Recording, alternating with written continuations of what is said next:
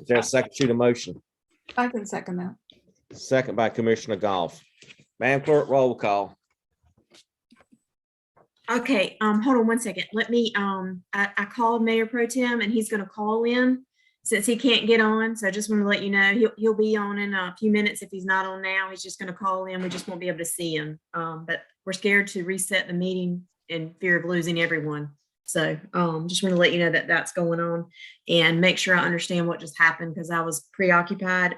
So the motion was to approve the agenda with the change of moving the item C, consideration of speed humps on West Haven Avenue, to an item for discussion. And the motion was by Commissioner Connor, seconded by Commissioner Goff. That's correct. Okay, thank you. All right, roll call. Commissioner Connor, Here. Commissioner Langley. You're muted.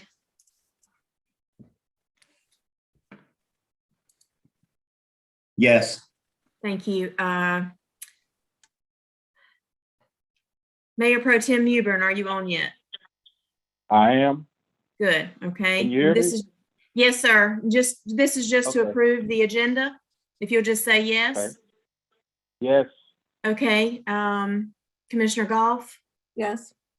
and Commissioner Langley, is he there yet? Yes. I'm sorry, Yes. Commissioner Davis. He's not here yet. Okay, all right, thank you.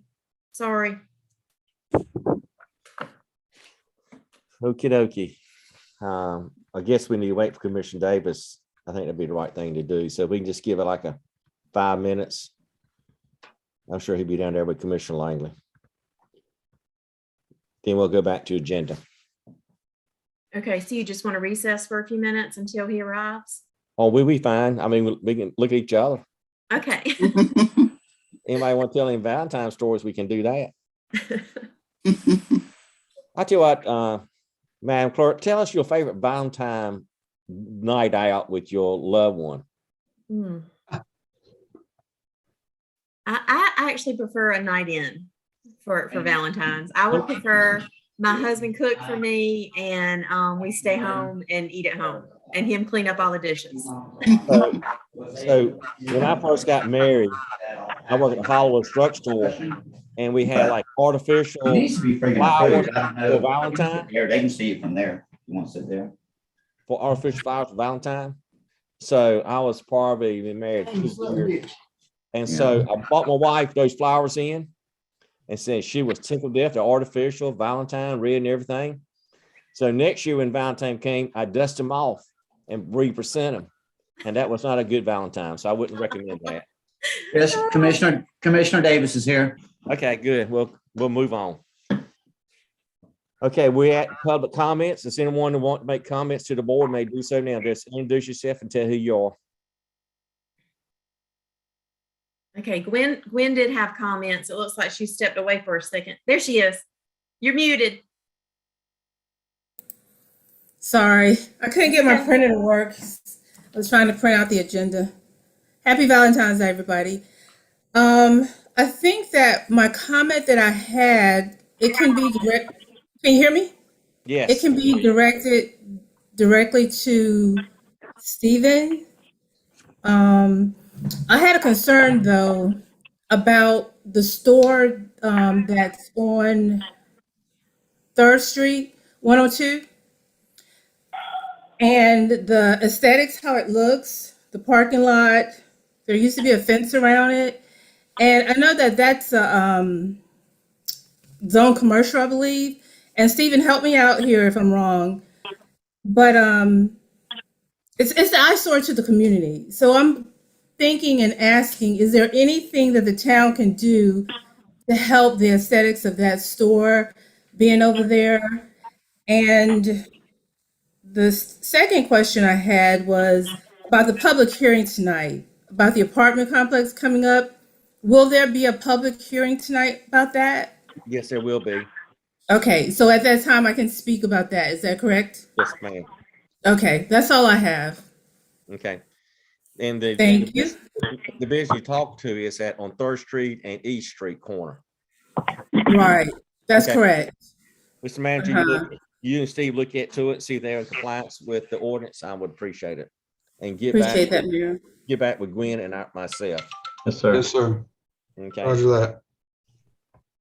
Okay. Any other public hearings, comments? At this time, we'll go to presentation. This is something we've been waiting for a while, the MetroNet presentation. Mr. Manager, you want to introduce Kathy? Be fine. I would love to. I hope Kathy's on the line. Kathy, are you there? Yes, yes, Mayor, I am here. I too had trouble getting in, so I'm glad that I could be here with you on the phone. Wonderful, wonderful. We're glad to have you here. As you know, tonight, this is an opportunity for you to kind of give us an overview of MetroNet and where we are at the beginning here of the project and some of the questions that the board members may have. So that's what we're looking for, just a brief overview from things. Introduce yourself, and so I'll hand it over to you. Thanks for being here, Kathy. Thank you so much, Mayor Tripp, members of the town board and town staff. My name is Kathy Scheller. I'm the Director of Government Affairs for MetroNet. I'm going to just give you a very brief overview and then sort of answer questions regarding who we are and our exciting plan for Ayden, North Carolina. MetroNet is the largest independently owned fiber optic company in the nation. We're 100% fiber optic intranet, and we were established in 2004 in Indiana. Currently, we serve over 120 plus communities across 13 states. We have blazing fast symmetrical internet, which means you can upload as fast as you download. Currently, our lowest offering is 200 meg symmetrical, which means you can download 200 and upload to 200 accordingly.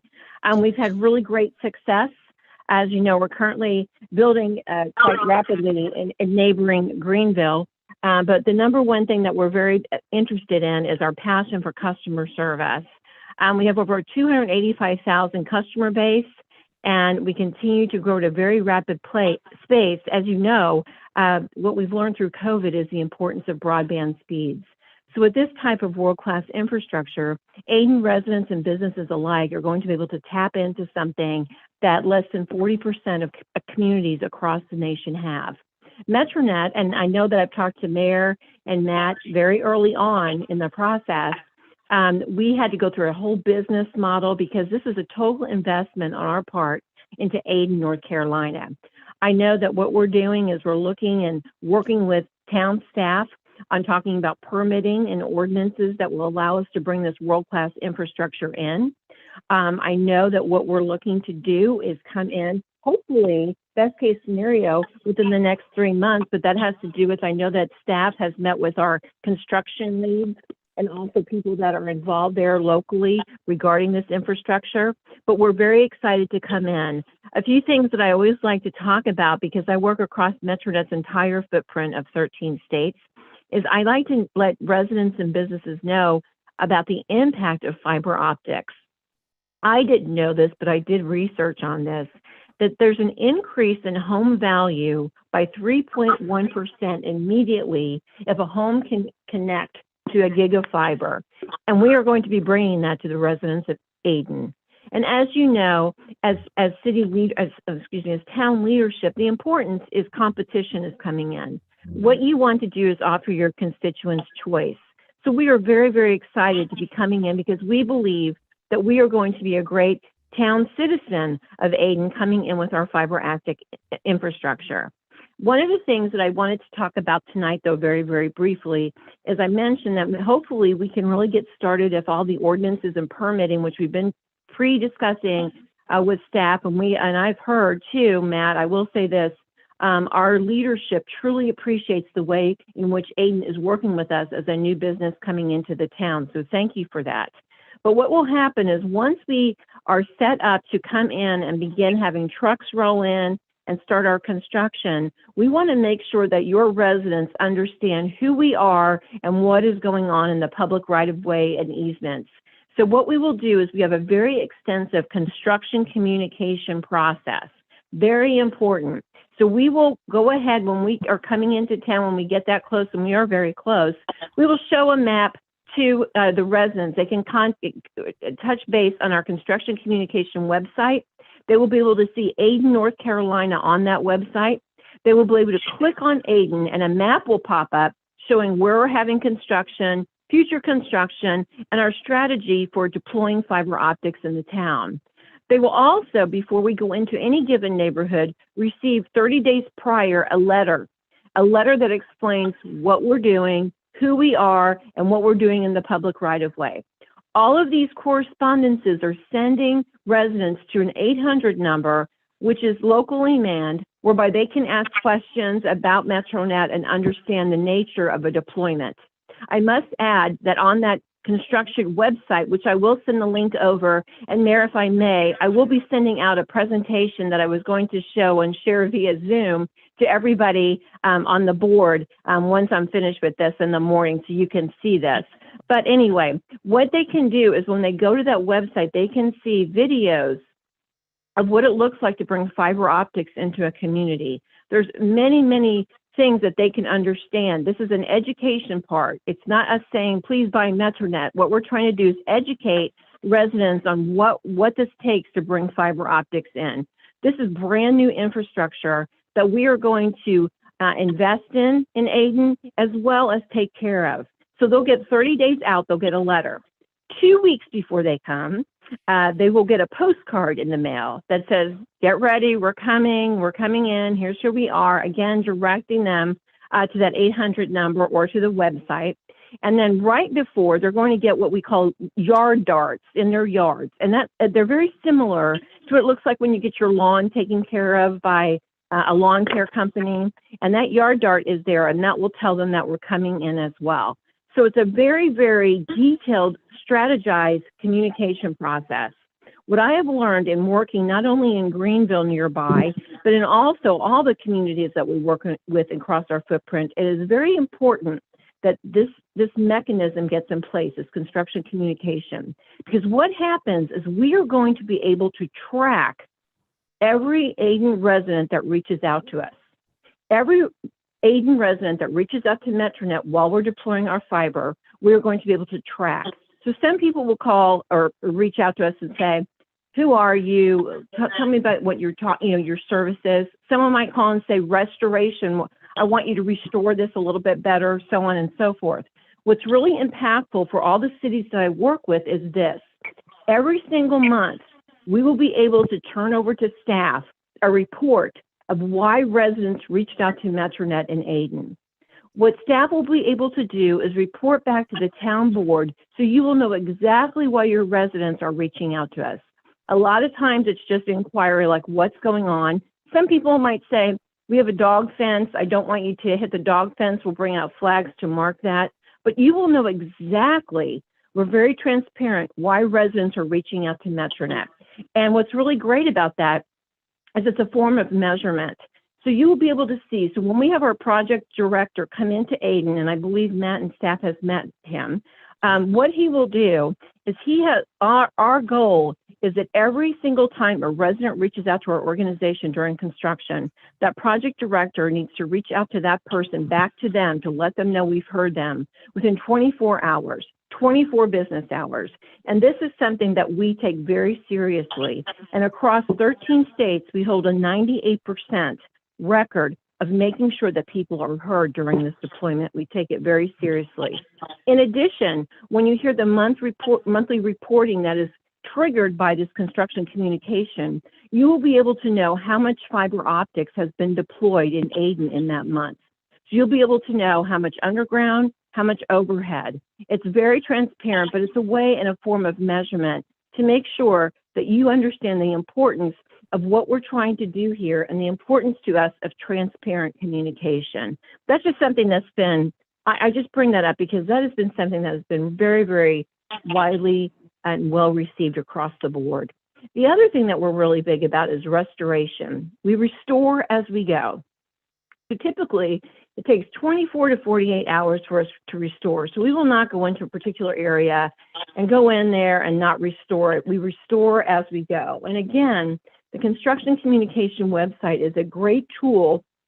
And I will make sure that the town gets all this information to put on your website so residents can access it there.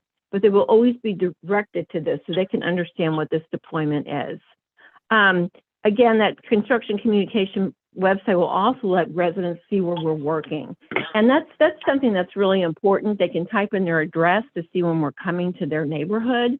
It's just a really great tool for us to be able to communicate directly with the citizens of Ayden, and more importantly, be able to report back not only to staff, but to the town board as well as to what this deployment looks like. You know, finally, you'll see this. I put a final slide in this presentation that I'm looking at now that talks about how important safety is to us.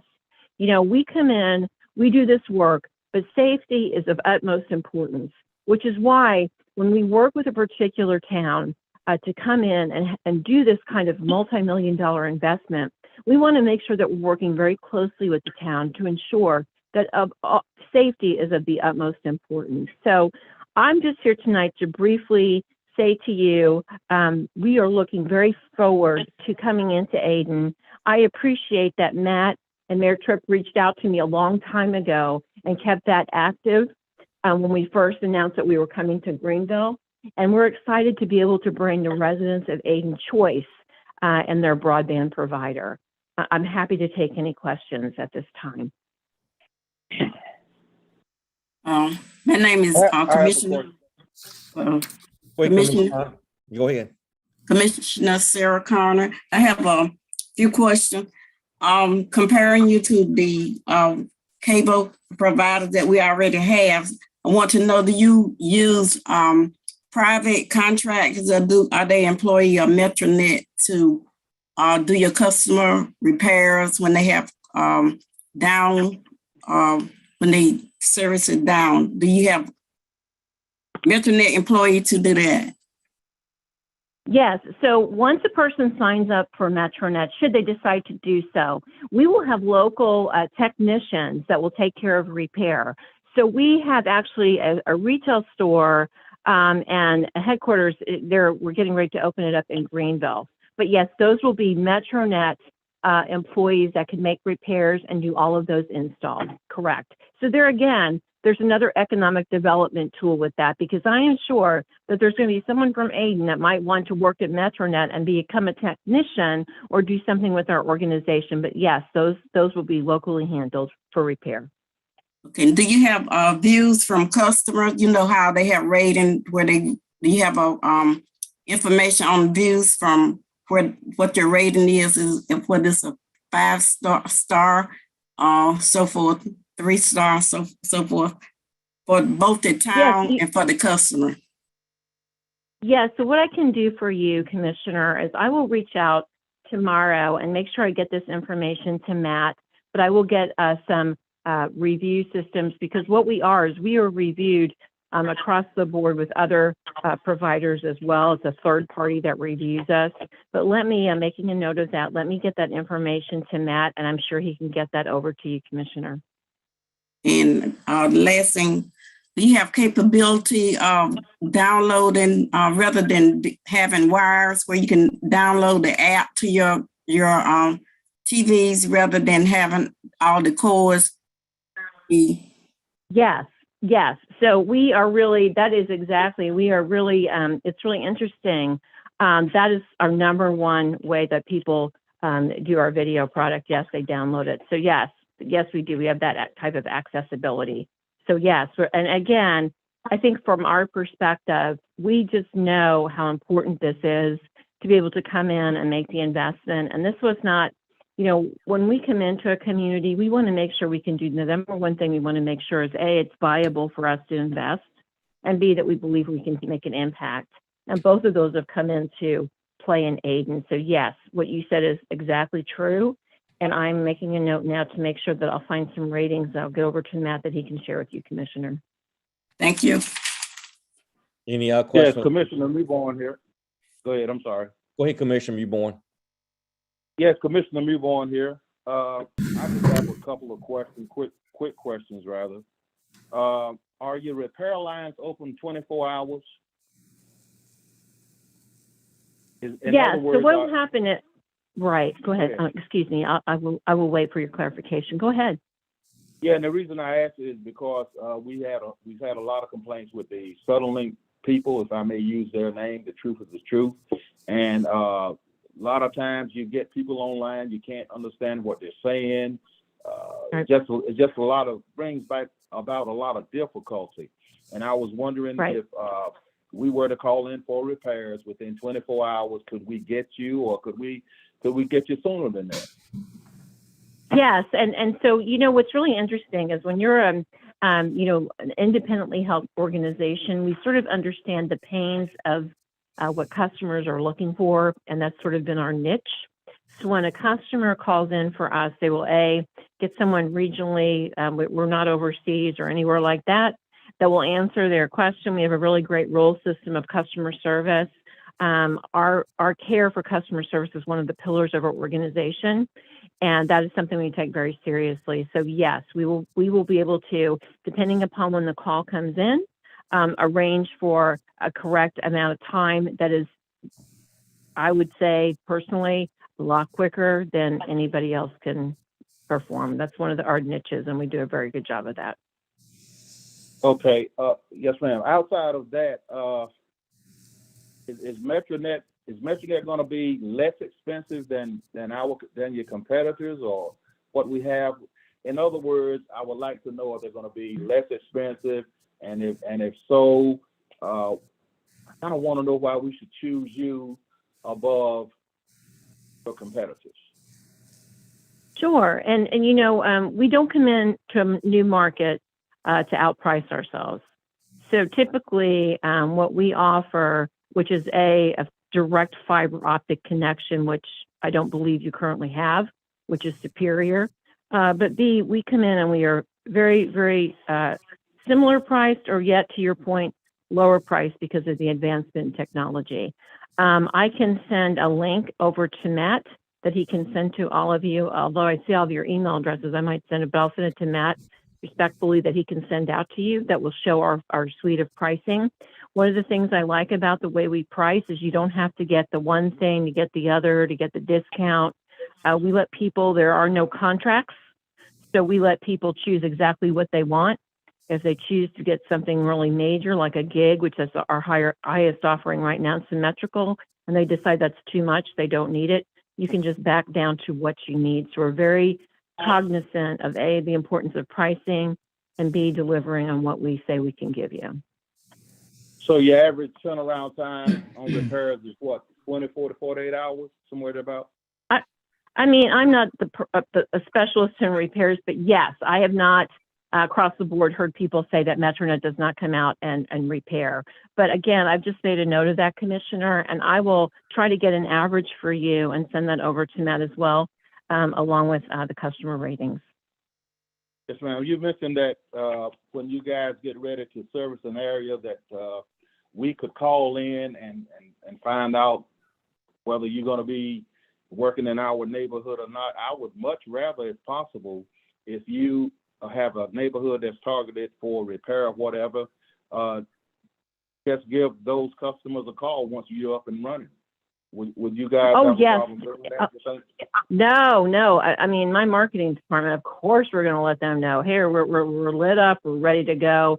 There's a whole strategy that we utilize to let people know that they are now available. And I will take this moment to take a note to say, we're not going to build the whole town of Ayden and then flip a switch and everybody's on. We light people up as we go, and we let them know that they have the opportunity to access our fiber optics if they choose to. Yes, ma'am. But my question was targeted more toward if you guys, let's say you've been up and running for a year, 6 months, whatever. Okay. And someone in the neighborhood that you're working in, would you have a problem giving them a robocall heads up that you're going to be working there, or would that responsibility lie solely on the shoulders of our citizens? Can you say that one more time, Commissioner? You sort of faded out for me here. One more time, and I'll Sorry. go ahead. Sorry about that. No, that's okay. Let's say, for instance, if you're working in a particular neighborhood, you guys have been up and running, you have your feet planted here in town. The neighborhood that you're working in, those residents of that neighborhood, would you have a problem like giving them a robocall as opposed to them having to call you to find out whether you're going to be working in their neighborhood or someone else's neighborhood or whatever? Okay, I understand now. No, so what we do is we notify people during any type of work that we do. Now, if it's a singular repair, we will always have a MetroNet truck that is clearly marked. We will work with those residents. But yes, we will, through the city and through that construction website, we will be able to let them know where we are exactly every single day. And the method that you're gonna let them know is, So what we will do is we will give them a letter. We will send them a postcard. We will put a yard dart in. We will also direct them to our website. So we will work really closely with the town to find out the best way to communicate, but that is the way that we do it. We make sure that every single resident, if we're in a particular area, receives information that we are coming into their neighborhood. very good. I have one more question for you, if you don't mind. Sure. I guess you guys use towers, and if so, are they gonna be right within our city limits, or they're gonna be outside of our city limits? If we were to use a tower, but I don't believe we need to in Aden, we will not have any kind of a tower in the town of Aden. That is correct. Very good. Okay, thank you, ma'am. Thank you. Anyone else with questions for Kathy? I just have one question. On your, with Suddenlink and a lot of other companies in the area now, there are no contracts to sign for internet. Does MetroNet have a residential contract for new subscribers and or for business customers, or is there a contract requirement? So for residential customers, there is no contract requirement. Typically with our business customers, we will do a contract that works for them, because usually with a business, we're doing a specialized service. We're bringing them maybe in a wide area network, just for an example, or something like that. But so we follow the business protocol for businesses, but residents do not have any kind of a long-term contract. The only reason I ask, I had talked to a previous person, actually the end of last week, and I was told that MetroNet is requiring a 3-year contract for business. So that was not a true statement. I cannot speak to that, but I will check on that and send that to Matt, but I have never heard a requirement for 3 years at this point. However, to clarify that, I'm making a note and I'll send that information to Matt and get that information over to you. Okay, and the last question, I'm sorry. So all the fiber is either going to be all across the poles or on the town easement for all property owners. It would not be done on any private property, correct? Correct. And sometimes, I will say this, sometimes there might be like, I'm just using this as an example, Commissioner, but like, let's say there's a retirement community where the roads within that community are private. What we will have to do in order to go there is get what we call a utility access agreement. And that's whereby they say that they want us to come in and they have to sign off on that. So we only are on public streets and public right-of-ways. As far as private property goes, we have to get special permission to do that. And we work with the landowner to do something like that if they want us there. Is this installation with the fiber, because it's a very good investment for your company to do, and we do appreciate it. Is it going to cover any of our ETJ area, or is it just covering the town itself, the city limits? Typically, we start out, whenever I've met with the community, typically what we start with is the city limits. However, for our initial build, but we are very open to expansions, because if you think about it, once the fiber is laid in that major area, which is the city limits, we have the capability to advance and move it forward now that we've got the infrastructure there. So we do expansions all the time from our initial build. Thanks. Thank you so much. Any other questions from commissioners? Kathy, I want to say thank you for the opportunity to partner with you. It's a true partnership, and I want to thank you. And I truly want to thank City Manager Ann Wall, who made this connection for us some time ago. Yes. And the willingness of you and your company to make a huge investment into our community. And you're right, the fiber optic will enhance our property values of our citizens, and will opportunity to have quality service from that. What I like about your program is your communication. You have over and over said how you communicate to our citizens during installation, and they know where you are in our town to that. Also say thank you for the opportunity that you report to town to keep us in tune with what's going on. And also, I like to say that you restore as you go. That is very huge going forward. We do see a great partnership. I think it's going to be a tremendous advantage for our town. Only thing I'll ask, I think I'll follow up with Commissioner Langley, what he asked, is we do have new residential growth, and I talked to Matt about it, and he Yeah. probably talked to you about it, in our country club area where they are part of city limits. And what a great opportunity as they build houses out there that you get the infrastructure in place before, like our water and sewer, that you will gain between 600 to 700 customer possibility in the next 5 years in that area. Yes. So- Yes, thank you so much, Mayor. And we joint trench. We look for expansion opportunities. We look for developers to tell us new areas that are coming up. And we look forward to that, continuing that partnership as well. So is anything the town of Aiken can do or I can do to help the process, please let us know. We want to be a true partnership. And is anything that we can do to provide what you need to get your business going, we will do it. So thank you for being in Aiken. Thank you so much, sir. And I really appreciate the opportunity this evening to speak to all of you. Again, respectfully, thank you so much for the staff, the town staff working with our teams there to get this project started. But we really look forward to it, and we look forward to becoming a part of Aiken and making an impact. Thank you. Thank you, Kathy. Appreciate it. Thank you, Kathy. The next item on our agenda is presentation of the Aiken Housing Authority audit. Mr. Manager, any comments? We just have a presentation for the Housing Authority. Nicole Brown's here. Their audit has been clean. And so we're very fortunate to have a clean audit, and it's looking real good, Mayor. Thank you. Nicole, Yes, sir. is there anything you want to present or the audit's in place? Any questions the board members may have? How you want to move from here? Mr. Well, Manager? I don't have any questions at this point. Go ahead. Nicole, how you want to proceed? I Are did you present, speaking to the board, Mayor, or Miss Brown? Miss Brown, Miss Nicole Brown. Okay, all right, okay. I'm okay with hitting some highlights, or, everybody has the audit. I can hit a few highlights if you would like, or we can move on, but it's up to the board. Well, I think it's a great audit, so I think you need to hit the highlights so we can brag. Okay. Yes, sir. We had our audit on October 28th. Gregory Redmond did our audit. Some of the highlights that I do want to hit are on our MD&A and our financial highlights. Despite COVID, we actually came in with a profit this year. So I am really glad about that. Even though I'm happy we came in with a profit, our revenues were up. If you look on page 37 of the audit, let me get over there. If you look at page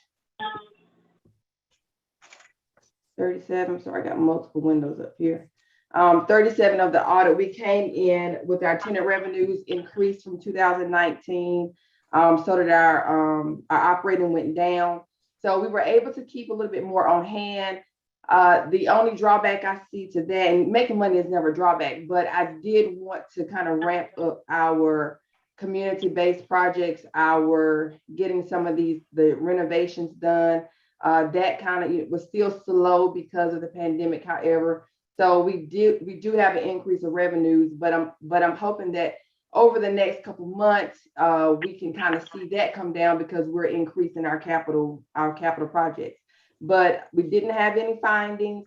Financially, we're in good shape. We had a clean audit with a clean opinion. So that's always what we want. And the increased revenue is a plus, but I do just want to get back onto our capital improvements program. That's pretty much it.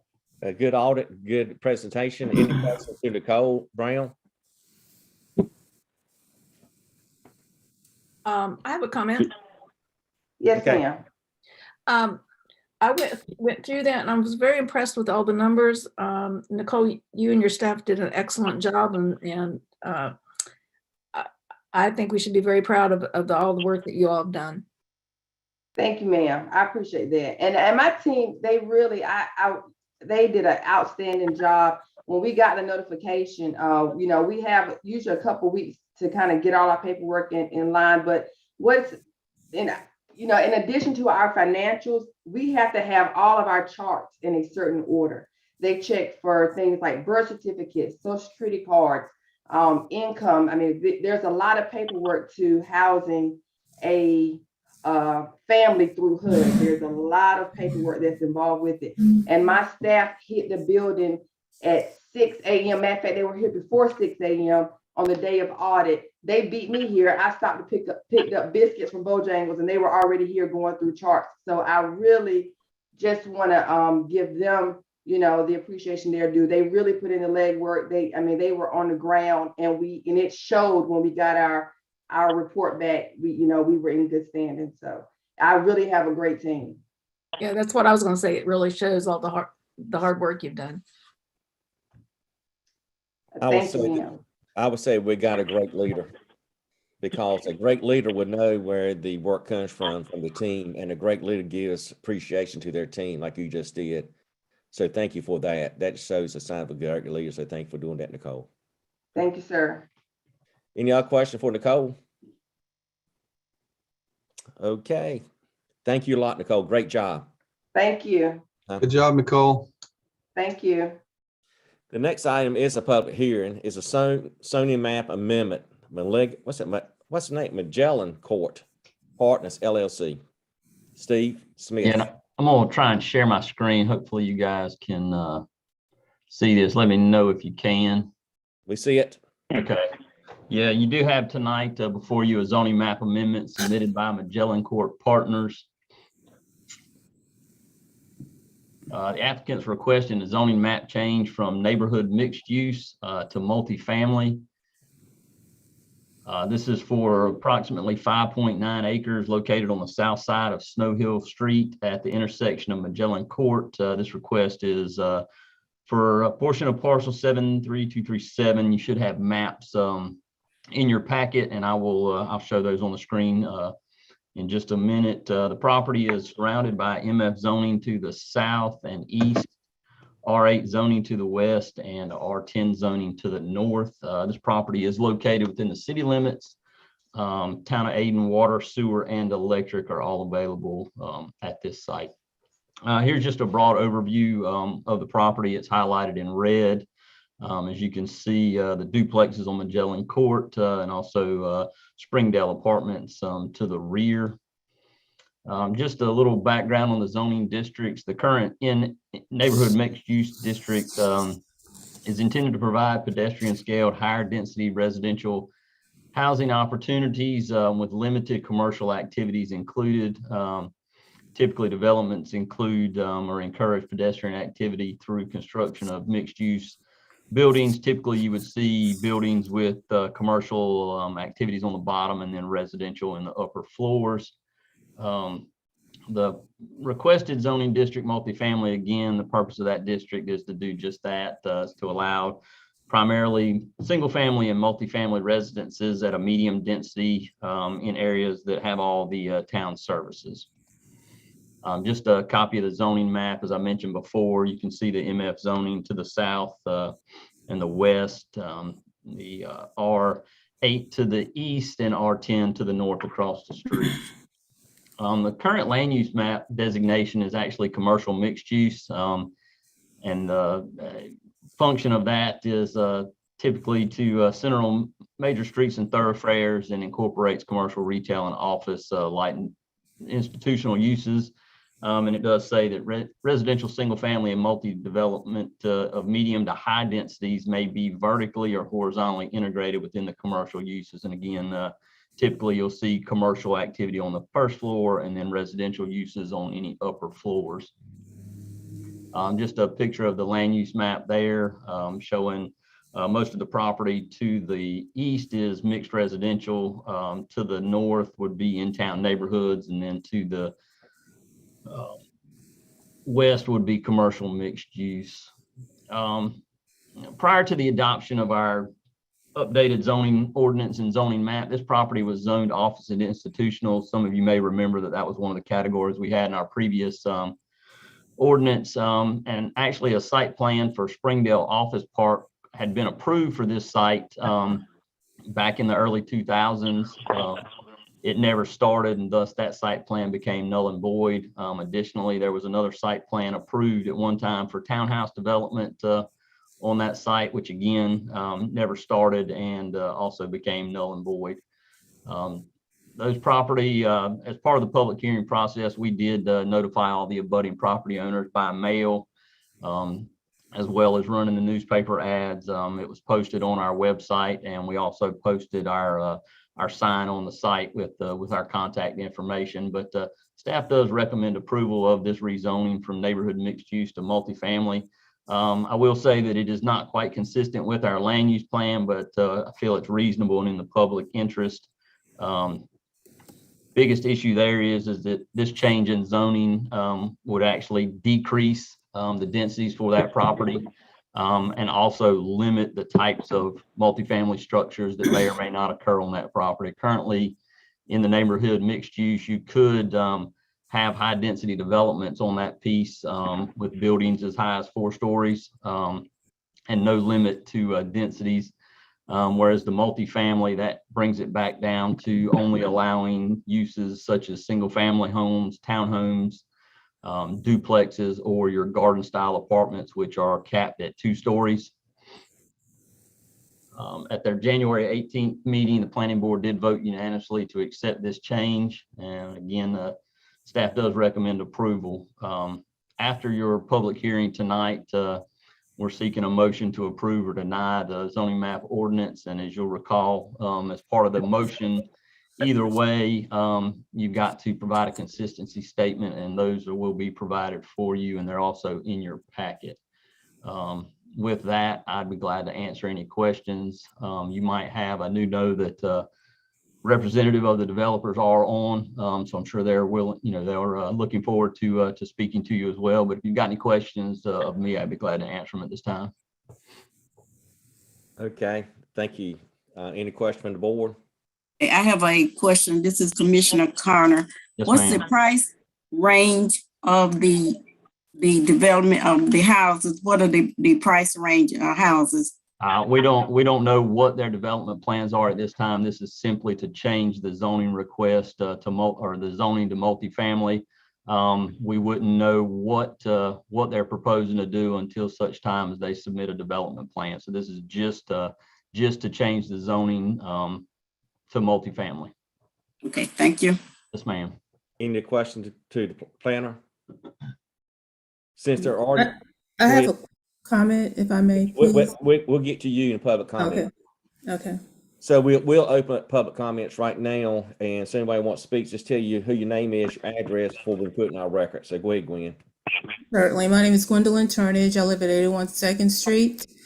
And I have a couple of comments. My concern is the crime rate over there. So I called the Ayden Police Department today around 4:55 to get some statistics for that area. And currently in Magellan Court, the statistics from July 2021 to the current date, there were 9 confirmed calls over there that was reported. And this is not to mention the unreported calls that may have not been recorded. I personally drove around there into the cul-de-sac over there, observed trash debris, several violations with the trash bins, property not being placed back where it needed to be. I'm talking about the trash bins. That area over there to me is looking like the developer is building another project area. And there's nothing wrong with the projects. Please don't, I'm not trying to say anything bad about projects, but it's just an eyesore to me, to the community. It's a way that the developers are making money to come to Ayden. And I just don't see it as a good look for Ayden. And they're gonna add more apartments over there.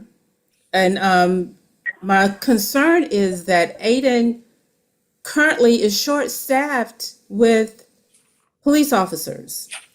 So, we're having a hard time working the ones that are currently there. They're working overtime. I'm sure their budget has exceeded the overtime budget. And we're adding more people, more subdivisions, more apartments. It's building up. If we're going to build up Aden, which is a very good thing, why not build up the police department as well and help the ones that are working out there protecting us and helping us out in Aden? So my concern is the safety of the neighborhood that is currently there. I think the houses that are on the right side as you're going towards the cul-de-sac area. And my question to Stephen, if I may ask, is when you sent out the public notices for this meeting tonight, were there any people in that area that responded? No, ma'am. No one responded to the public hearing that's ma'am. going on tonight. No, ma'am. So, and you did a good job advertising it, getting it out. I'm not saying you did not, but I'm thinking that is my concern, is that, we want to build up Aden. I know that we will benefit tax-wise from the development of that, but we still have to look at the safety. Is it going to bring more crime into Aden? Is it going to help Aden? We should look at all avenues. Look at the safety area over there. I was speaking with the lady at the library. I can't remember her name, but she's the one that runs the place over there. And she was saying how her son was in a really bad accident over in that area. And she asked me, she wanted me to bring that up tonight. And I thought, her son was not the only one in an accident over there. There have been so many car accidents coming off of that highway or going onto that highway. So it's like an eyesore. And that area, I'm not sure if there was I know that a study was not done. I think Stephen and I've been emailing back and forth about that, but I just don't think it was well thought out. I think that it's just something that, I don't know, Aden is proud to say, okay, well, we have this coming to Aden and that coming to Aden, but we really need to think about the safety of Aden. I've been living here over 30 years, and I really like that this is a hometown that I can say, okay, I feel safe here. The city council care about the people. But with this coming here and changing the zoning, and I don't have a problem with changing the zoning. I just have a problem with the complex coming up. And that's all I have to say. Thank you for your time. Thank you, Gwen. Any other public comments? I'm Linwood Stroud, representing the developer. If you're ready to hear my short presentation. Please, sir. Yes, sir. Go ahead and give address. Linwood Stroud. What's your address? Yeah, I'm with Stroud Engineering at 107B Commerce Street in Greenville. We're a consulting engineering firm. Okay. We prepared the rezoning request, and we will be the firm who will be designing the site plan for the project if it's approved. Okay, go ahead. So I would like, and I think Stephen made a very good presentation. But I would like to reiterate that this is what I would consider a downzoning. With the present zoning, multifamily is a permitted use, can be up to 4 stories high, and with unlimited density, it's however how many you could cram on there in 4 stories. And what we are asking for is a zoning multifamily that would decrease the number of units you could put on a project down to 11 units per acre, which I think is a big improvement. The other concern we have about the existing zoning is there is a requirement that the setback from Old Snow Hill Road would be a maximum of 12 feet, cannot be any further away than 12 feet. I don't think that's something that would be good for the town of Ayden or the surrounding area, and the developers would certainly like a larger setback from Old Snow Hill Road than 12 feet. A 4-story building sitting right out there on Old Snow Hill Road at 12 feet from the right of way. We just don't think it's a good thing. And so that's why we are requesting this zoning change to multifamily, which is a 25-foot setback. And with that, I'd just be glad to answer any questions you may have. Okay, thank you. Any other public comments? Hearing none, we're gonna close the public session at this time. Any question from the board members?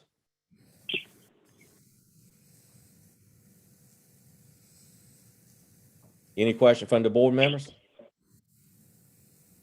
I have a comment. Okay, This is Commissioner Mewborn here.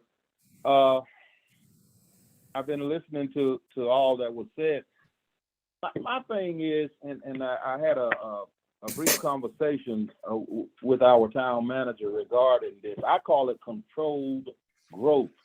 And what Mrs. Turner mentioned isn't the only aspect of controlled growth. Sure, we want growth here in Ayden. Sometimes we want more homes and stuff, but we don't have the funding for the infrastructure. All of this stuff got to work like hand in glove. And I do appreciate your comments, Mrs. Turnage. And we just because something looks good, we have really got to take a more of a bird's eye view look at our growth and how we're going to grow and how we're going to control that growth. There's no need for us to grow if we can't really control it. That's my 2 cents worth. thank you, Mayor Pro Tem. Any other comments? I have one. I do like in the presentation, by doing the rezoning, we're actually lessening the density. Therefore, we're lessening the amount of units that can be put on that property, and that it's not going to be something that can go in there as a 4-story. I like the idea of the setback, changing that from the 12-foot setback to a 25. That moves that back away from that street. I think that's beneficial to the town, and I think it's beneficial to that neighborhood that we do that. I think it just protects the town and that neighborhood from, as Mrs. Turnage was saying, a lot more units in there that is going to cause that will be more people, and therefore needing more controlling measures. And our police department is overworked, as she stated. So, I think if we can control that, as Mayor Pro Tem said, control our growth, I think that's more to our benefit. I do think one thing too we might want to consider, and I believe Linwood Stroud would be willing to do this, is that if the rezoning is approved, to have a meeting with the neighborhood and talk about what it is that they propose to do, and maybe perhaps mitigate some of the effects, maybe some extra screening or whatnot from the development side. Yes, sir. We'd be more than happy to do that. Any other comments from the board? Yes, sir. I have one more. I've been through there myself. Some things Mrs. Turnage saw I did not see, but I concur with everything she said. We needed to have a grip on what we have now. Adding to it, and I know it's a bit ways down the road.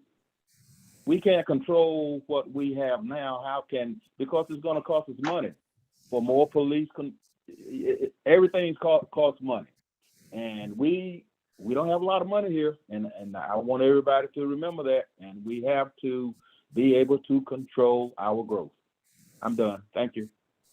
And I may say in regards to that, the cost is crucial, but one thing of the formula is revenue. Sometimes we look at cutting costs, we're not looking at how we can enhance the revenue. And to me, it's about, you got to have revenue generation to help do you need revenue to have resources, period. That's true of any business. Any business you have, if you don't have the resources, that is funds, then you can't have no expenditures. And we have been needing to grow. Now, in regards to the police department, that's something, the manager, I'm concerned about. I know that we have seen increase in our budget over the past several years that I've been on this board, and we're not meeting the expectations safe in this town, which, I have not heard but tonight that we weren't. Then it's concerning to me in that regards. You need revenue. And as I've been on this board, as this town grow, we increase our resources. And the only thing you got to do is go to the budget and look. And so, but our revenue has not been compensated in that manner. And so the development is less intensive far as the number of units, and it is probably more attractive off Snow Hill Road. So I think they lessen the burden of our town, but I think it's an opportunity to bring in new citizens to our town who are seeking to come to a great town to live. I think it's a great town to live. I agree. And I think, you any town will have a bit of crime. I think that's just the way life is. I think you go back in olden days, there's crime, but we got to mitigate it as much as possible and provide resources to do that. But if we don't have growth, then it will dry out. So we need growth, helps mitigate or helps dilute the fixed cost to our citizens by sharing more people and more property. And so I think, that would be something that we need to look into. That's my 2 cents. Mayor, I have a question for the planner. Is Stephen still there? Yeah. Yep. Go ahead, Mr. Lang. Where's the statement you said that was in our packet for, since it was not consistent? They should be in your staff report, and they're also should be able to see those on the screen as well. It's on page 74. Oh, okay, the one that's on the screen right now. Yes, sir. It's on page Okay. 74 of your board, Yeah. Commissioner. I understand. Thank you so much. And I also have a question for the planner. Yes, ma'am. If this parcel is left zoned as is, does that mean then that with the density that a developer could actually come in there and put more units or the taller units in than what Stroud Engineering is anticipating if we change this or make the zoning change? Yes, if it remains neighborhood mixed use, then the densities there is no limit on density, and you would likely see a very high dense project on that site. Whereas if it was changed to multifamily, then you're limited to, I think it's 11 units per acre. This is a 6-acre site. So your densities would be cut way down. Yes, ma'am. So leaving it as it is, it's a higher density, which means a higher population possibly in that area. That is correct. Thank you. Which would address what Mrs. Turnage was saying. Yes, ma'am. Thank you. Mayor, I'd like to make a motion. Okay, go ahead, Commissioner Langley. Based on the information provided at the public hearing and in the staff report and the policies of the town comprehensive plan, the board finds the request is not consistent with the aforementioned plan, but the request is reasonable and in the public interest. And I move to approve zoning map amendment ordinance number 21-22-22. Motion made by Commissioner Langley. There's a second. I second. Commissioner Davis, second. Any questions or comments? Madam Clerk, roll call. Mayor Pro Tem Mewburn, I'm not for that. I'm sorry. He voted no. Okay. No. Commissioner Langley, Yes. Mr. Davis, Yes. Commissioner Goff, Yes. Mr. Connor. Yes. Thank you. The motion passed. Okay, let me get my situation here. Mr. Mayor, can I make a comment? Yes, please.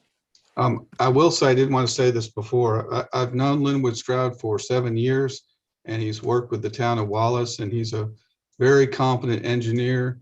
And I feel like he's going to try to design a first-class project out there, as long as he's the engineer, and we'll go over and above what we would want, I think, and for here in Ayden. Thank you, Mr. Manager.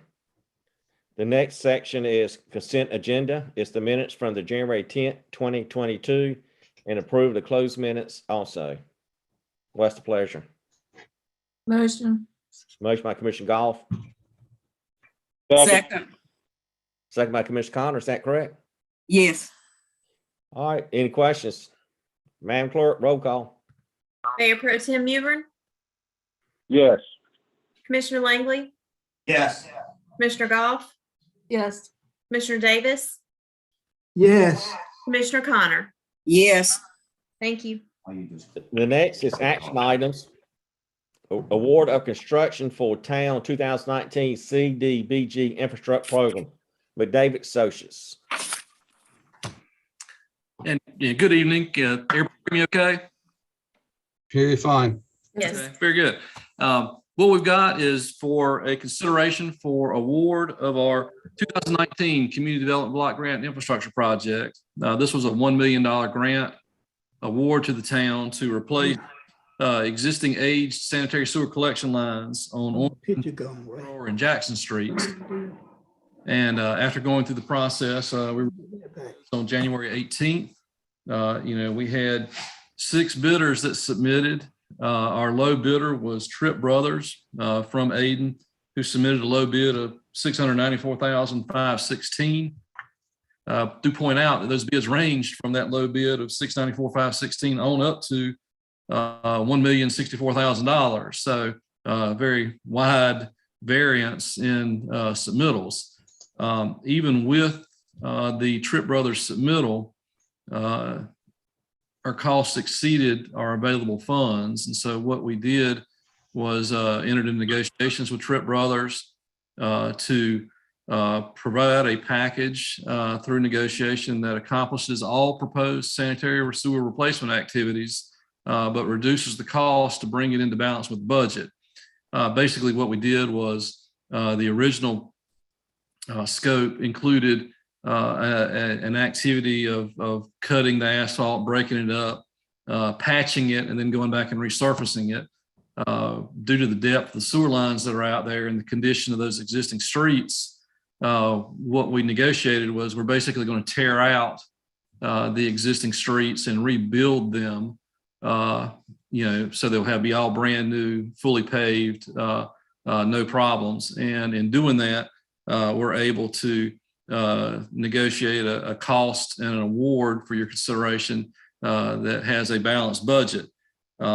So what I've got for your consideration is to accept that recommendation of award and to approve a resolution that awards the construction to Tripp Brothers for their low bids, subject to bid negotiation, which reduces the contract award value to $633,516. And in that, amends the capital project budget ordinance based on those negotiated costs based on that low bid. Pleased that Tripp Brothers was willing to come in so much lower than everybody else, which was much needed, so we don't lose any scope and having to reduce any of the collection lines that are proposed for replacement. So glad we got something that we can award and get a balanced budget for you. So be glad to answer any questions regarding the scope or the award to let us move forward. Any questions to Rich? Yes, I have one. And you are? Jerry Taylor, Jerry and Lynn Taylor. We live on Edgewood Drive in north part of Ayden. I wanted to ask Richard if that included Edgewood Drive. I didn't hear the beginning as to what streets we were talking about? No, sir. This was a target area sensitive project that was funded through community development block grant. So it had to target a low moderate income area based on income surveys. And this is Ormond, Joyner, Thrower, and Jackson Streets, which are kind of located down near the Aden Housing Authority. Okay, thank you. So it's not, Edgewood Drive is not part of it? No, sir. They're in the middle of tearing it up now. That's another project, Mr. Taylor. Okay, thank you. Mhm. I'll get the town manager, get in touch with you later on this week so he can go over that project with you, Mr. Taylor, if you don't mind. What's your address? 4146 Edgewood Drive. Yeah, we'll get him to go by and talk to you. But he can explain it to you. Mr. Manager, will you do that this week? Yes, sir. I got his number down here. Yeah. We have a progress meeting on that this Thursday, and I'll be happy to contact him tomorrow and let him know everything's going on. Yeah, I appreciate Okay. it. Thank Thank you. you. Can you give me your number, Mr. Taylor? 828-275-2269. All right, I'll give you a call sometime tomorrow. Thank you. Thank you, sir. Okay, any questions to Rich in regards to this project? From the I board? just have a question. Looking at the construction cost and then looking at all the non-construction costs, is it normal for contracts to exceed 35% on non-construction? On community development block grant program, yes, because you've got, not only do you have the technical service aspects of it, but it is heavily into the administrative related activities in terms of getting your requisitions and all of the plans and really non-technical activities that the town has to approve and adopt and enforce as part of this type of project. It's kind of one of those things that because of the strings that are attached, because it is a HUD funded program, you got a lot of policies and procedures that you've got to enforce, enact, and document. And so it is not untypical for, especially mainly CDBG projects, to have that type of non-construction related costs. Okay, so your statement is because it is a federal contract / money, there's more administrative cost. Yes, and specifically community development block grant. Right, so the federal government is requiring all these additional procedures and policies to put in place. So in other words, $1 million equates to about $650,000. Yes, sir. Okay, so that's the federal government mandates. Yes, sir. Well, yeah. Thank you. Any other questions, Rich? I just have a comment, Commissioner Goff. Hey, Reg. Hey, Miss Cindy. I just wanted to commend you on that you're going to be attempting and trying to negotiate this contract. I think all negotiations are greatly appreciated. It's a tough environment because we've seen such a significant impact for material prices. Yes. So this was, Yeah. Well, I just want to tell you, all negotiations are appreciated. we knew that coming back and saying, can we add some local money was not an option. So that kind of helped drive us to negotiate to get all the work in the scope. Yes, sir. Thank you. Thank you. Any other This questions? is Commissioner Connor. May I speak? Go ahead, please. Can you explain to me where it's had grant administration,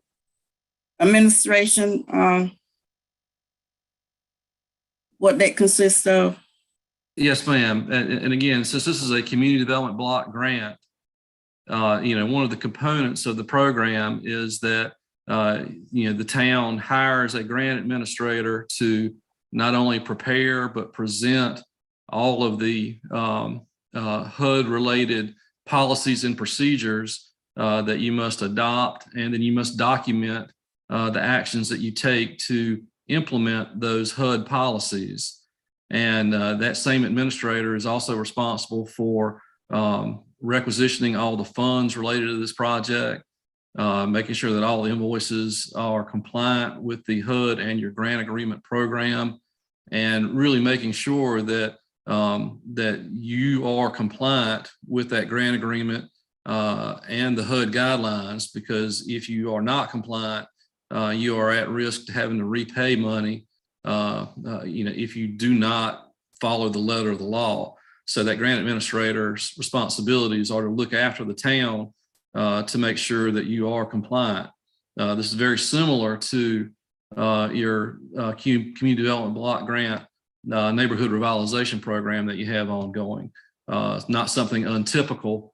This is just brings in a lot of, related to this project, you've probably adopted, 10 to 12 policies and procedures that are specific to this program and to the HUD requirements. And so that's what that grant administration fee or contract service is for. So what's the difference between the grant administration and the construction administration? Grant administration is looking out specifically for, the implementation of your grant program. On the technical service side, as you go through construction, you are going to have activities during the construction process that you're going to want somebody to look after. So that will include, construction observation, where there'll be a representative that will be on site all the time to make sure construction is compliant with the approved plans and specifications. In addition, you'll have to have somebody who will ensure that shop drawings are processed, that they meet the approval of the standards of the town of Ayden, that somebody will engage, that will conduct the progress meetings, that will supervise the testing that is being performed by the construction to make sure it complies with the job specifications and requirements. Somebody that will negotiate and meet with the permit agencies to make sure that all state land disturbance requirements are met. That person will also be responsible for preparing change orders, preparing field work orders, making sure that benchmarks are established, coordinating with the local property owners to make sure that service installations are made in the right place, and making contact with those homeowners and residents to make sure that the complaints are promptly addressed, and so there are no issues, and to bring any of those issues back to the town that may require board action or knowledge. So really the difference between construction administration is that's an on-site person that is looking out for the construction activities for compliance with plans and specifications. The grant administration is looking out for the specific compliance with your grant agreement and with the HUD guidelines to make sure that you are adopting all of the policies and procedures and enforcing those policies and procedures. This usually takes what period of time? How long the period of time that this will usually take? I think the construction period that's embedded in this contract is 180 days. The construction admin and observation activity is set up for 180 days. If it takes less, then the cost of that activity goes down because it's an hourly service. Okay, thank you. Yes, ma'am. Any other questions to Rich?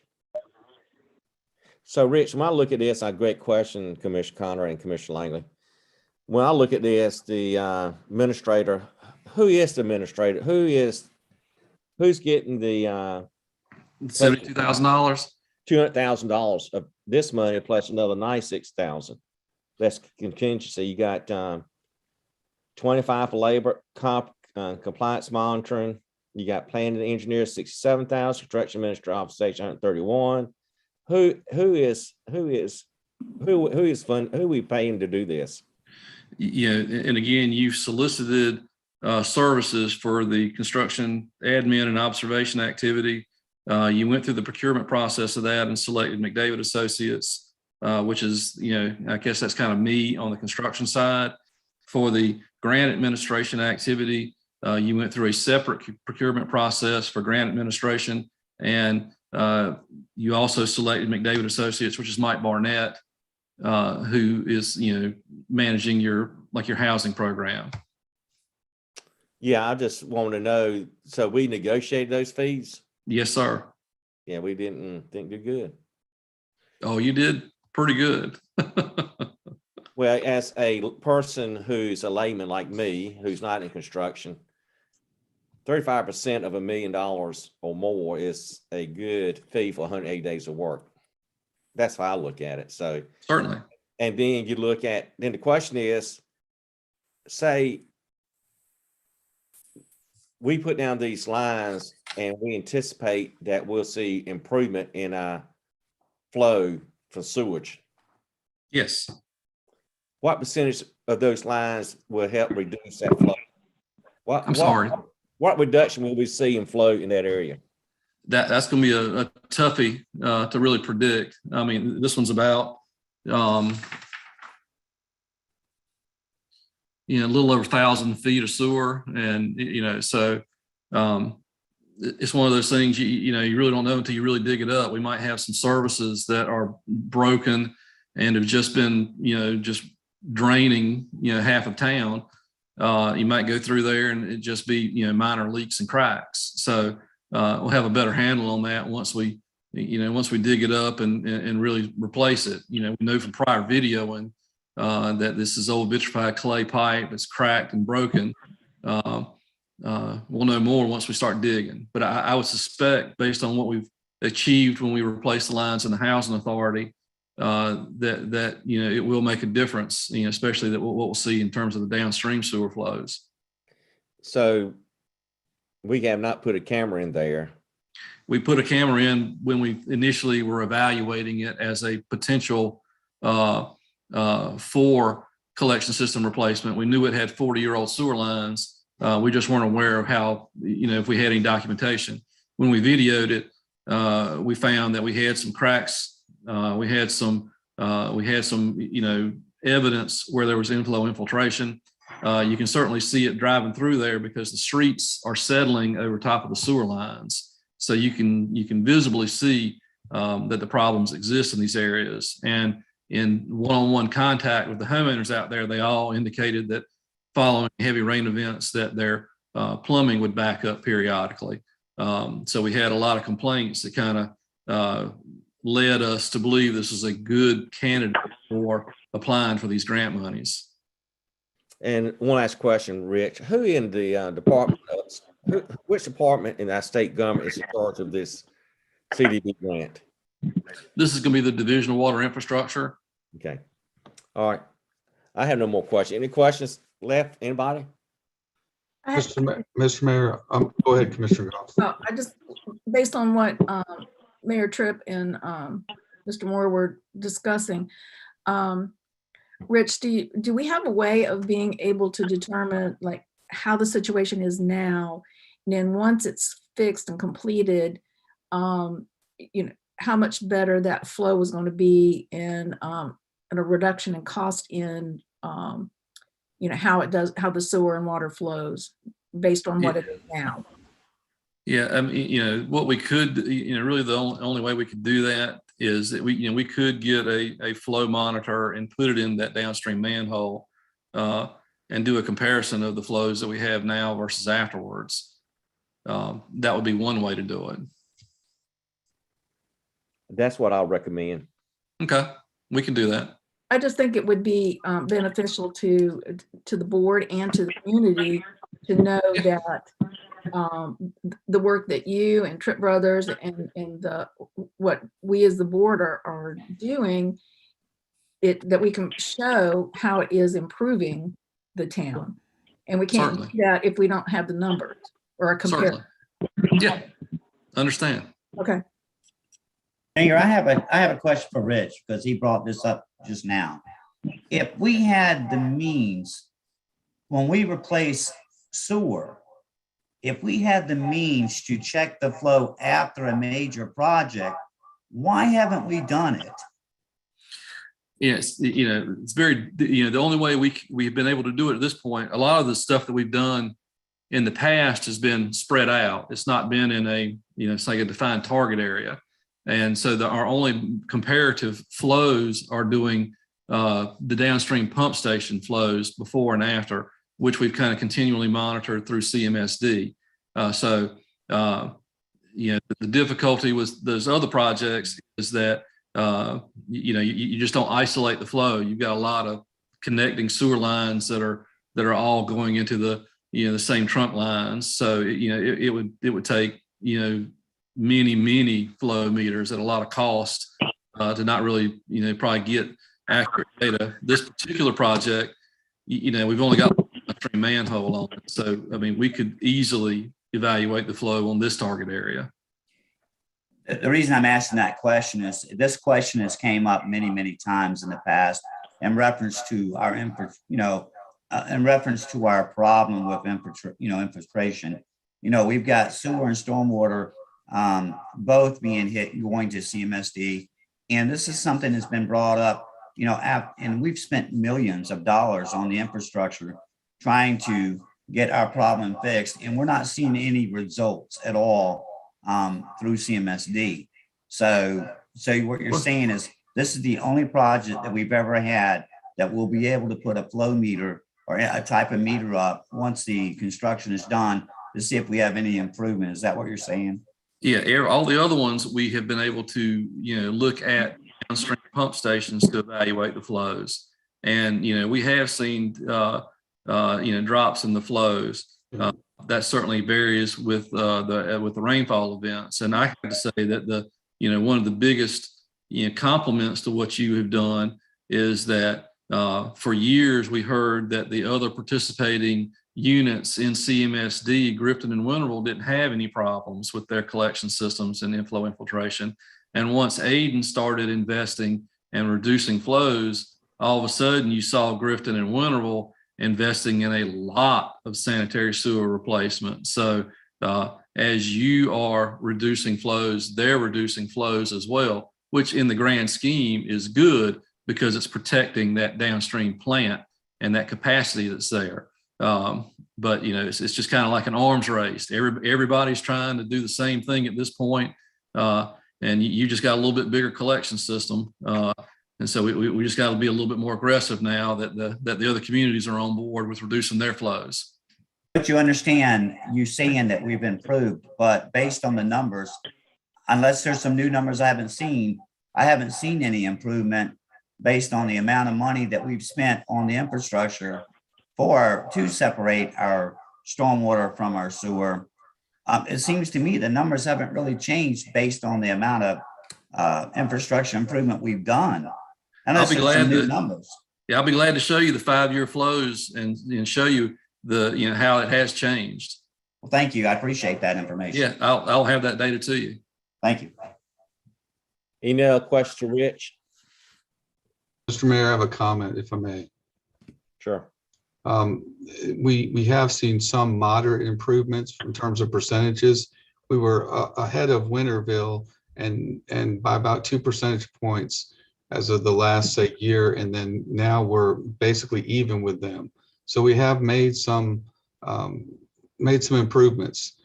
What I'm talking about is the overall issue with I&I here is pretty immense. So it's something we just have to keep focusing on because we got a lot of it, but we are making progress, and we're still trying to identify areas where we really need to focus on. And one other thing that I would like Rich to address is that we didn't get the CDBGI grant that we recently applied for because of shifting of the funding at the state legislature with Senate Bill 105. And I wanted you to bring this out, Rich, because it means that they're shifting the money more towards the housing program. And I just wanted the board to be the CDBG neighborhood revitalization element of CDBG more so than the infrastructure. And I wanted the board to be aware of that. And so Rich, if you could say a couple things on that, I'd appreciate it. Certainly. Since 2013, the state of North Carolina has been taking their HUD appropriated money and splitting it between economic development and infrastructure. And the town has been fortunate to receive several of the infrastructure grants. This past year, the legislature decided to take all of the money that was previously earmarked for CDBG infrastructure and put it into the housing program. And so that meant that the application that was submitted last September, which was to replace the sewer in the Carmichael Mobile Home Park, and I know it's got a different name now, they didn't have any money. And so no CDBG infrastructure projects were funded from last year's cycle.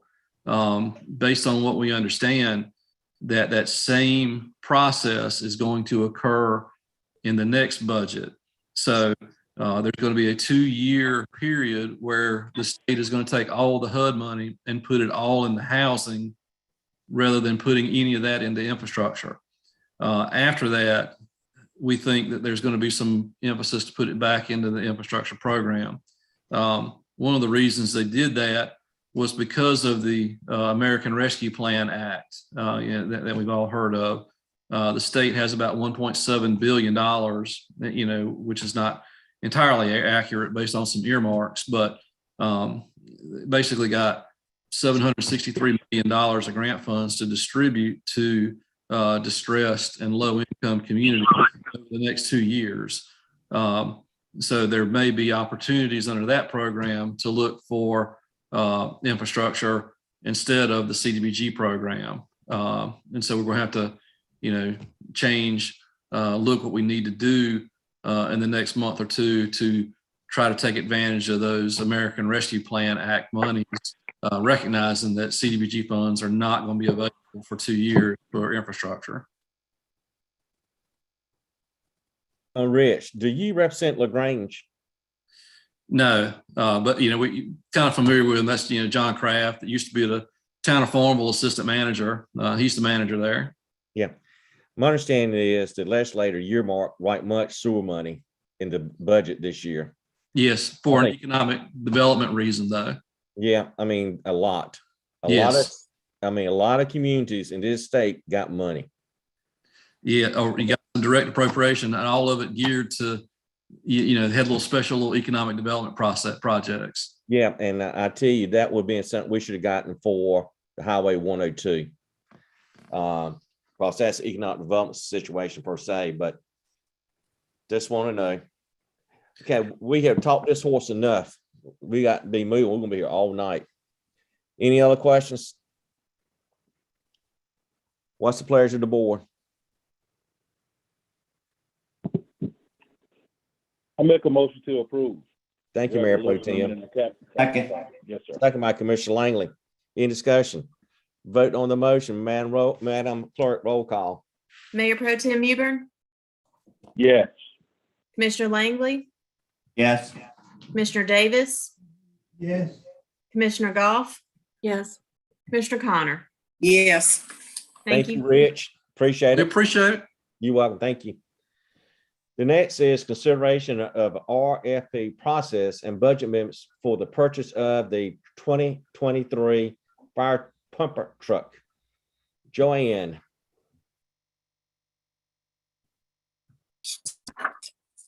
Or Mr. Mankin. Thank you, Mr. Mayor. What we would like to do is ask the board for approval to move forward with the RFP that's needed due to the threshold of the purchase price to make sure that we followed our general statutes.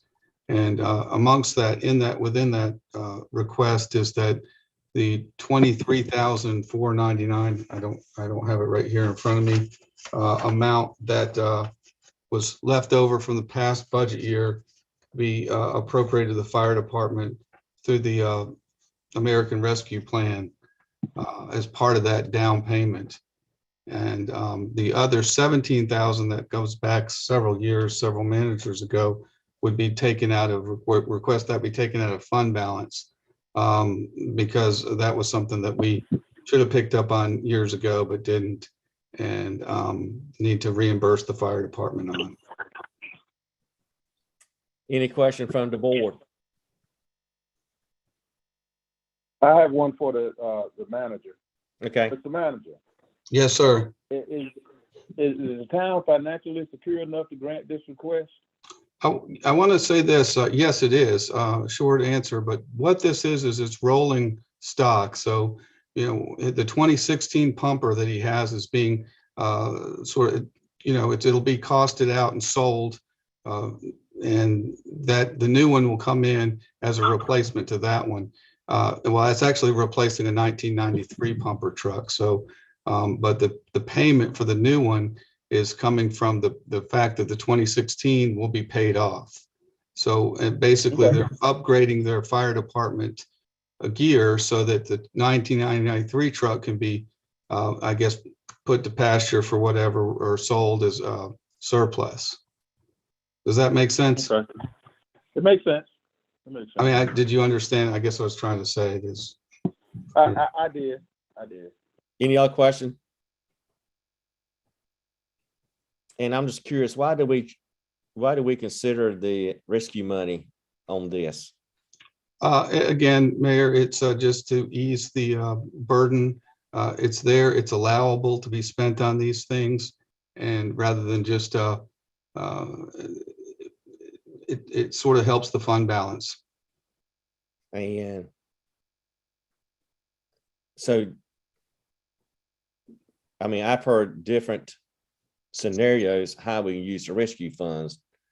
I bet I heard at least seen 12 or hear 10 that we're going to use for this, use for that.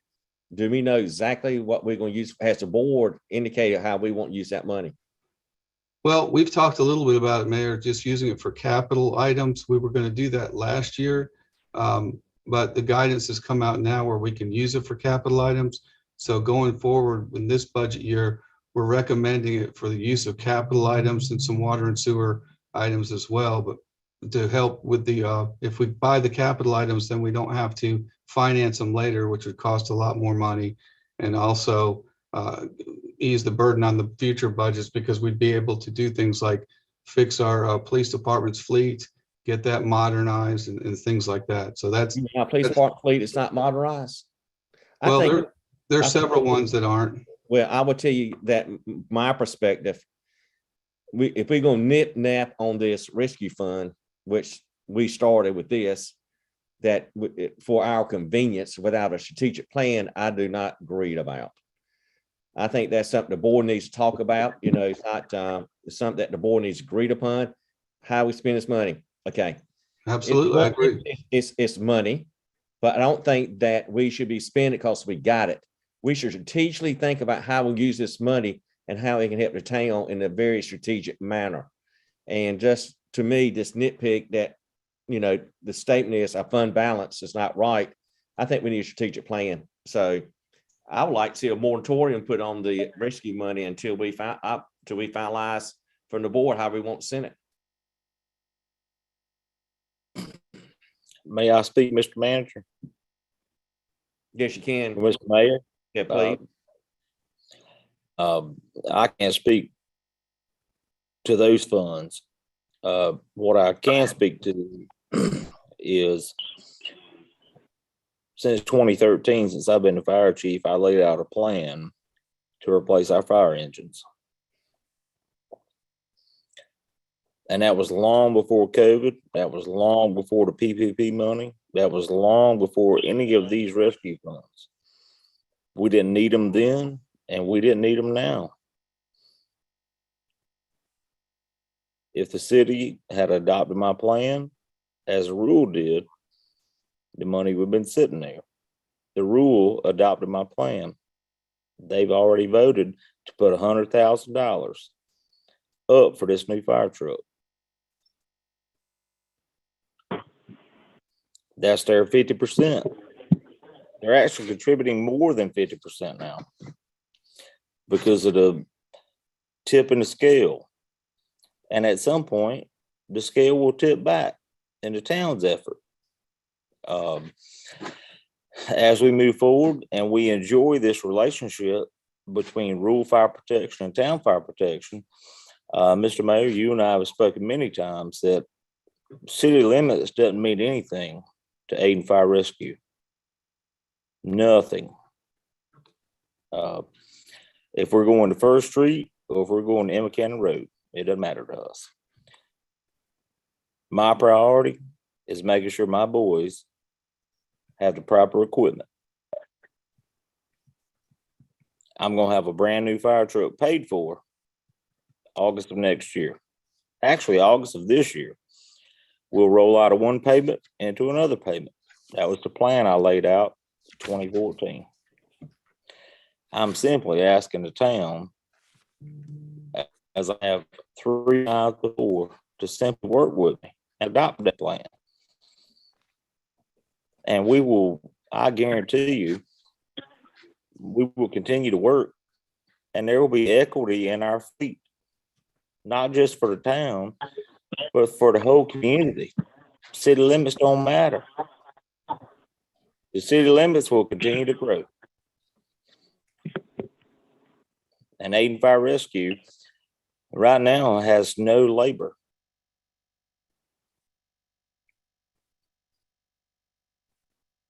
No labor.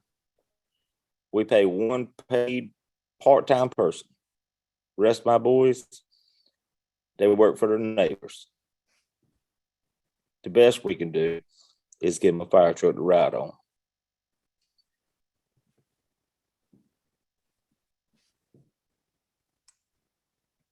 I have no comments, Sam.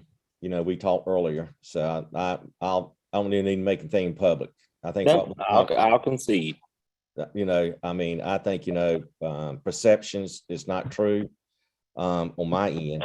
And I think I have responsibility to citizens of Ayden.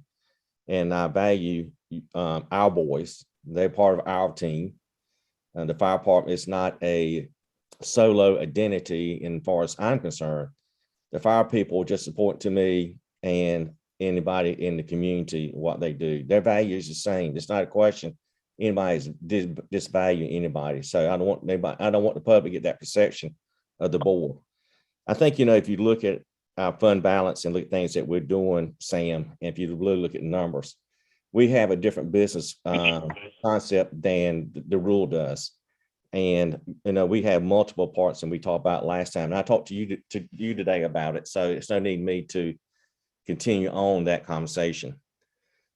My question is related to the manager in the fund balance using the 24,000 or rescue funds. That's my question to the manager. I don't think my question was that we won't do it. I think my question was, what's the best way the town to do it financially?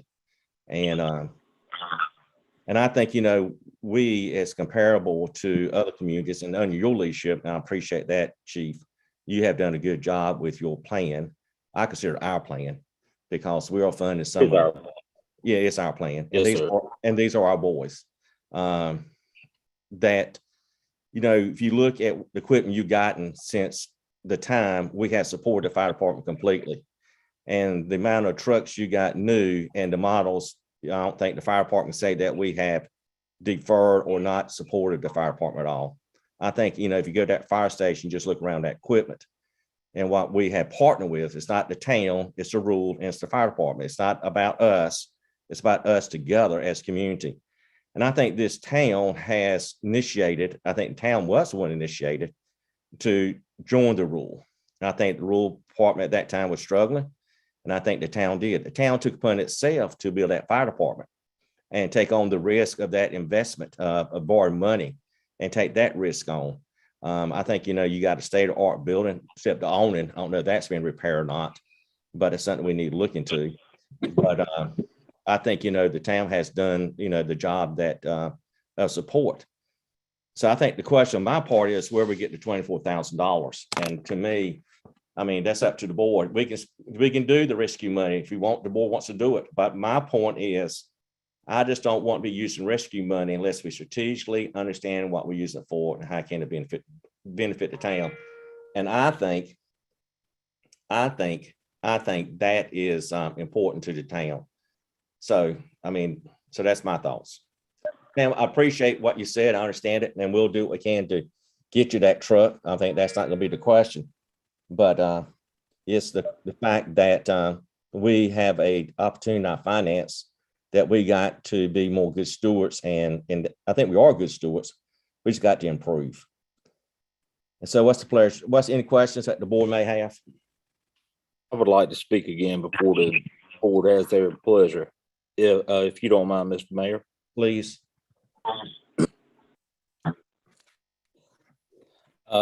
We're not incurring new debt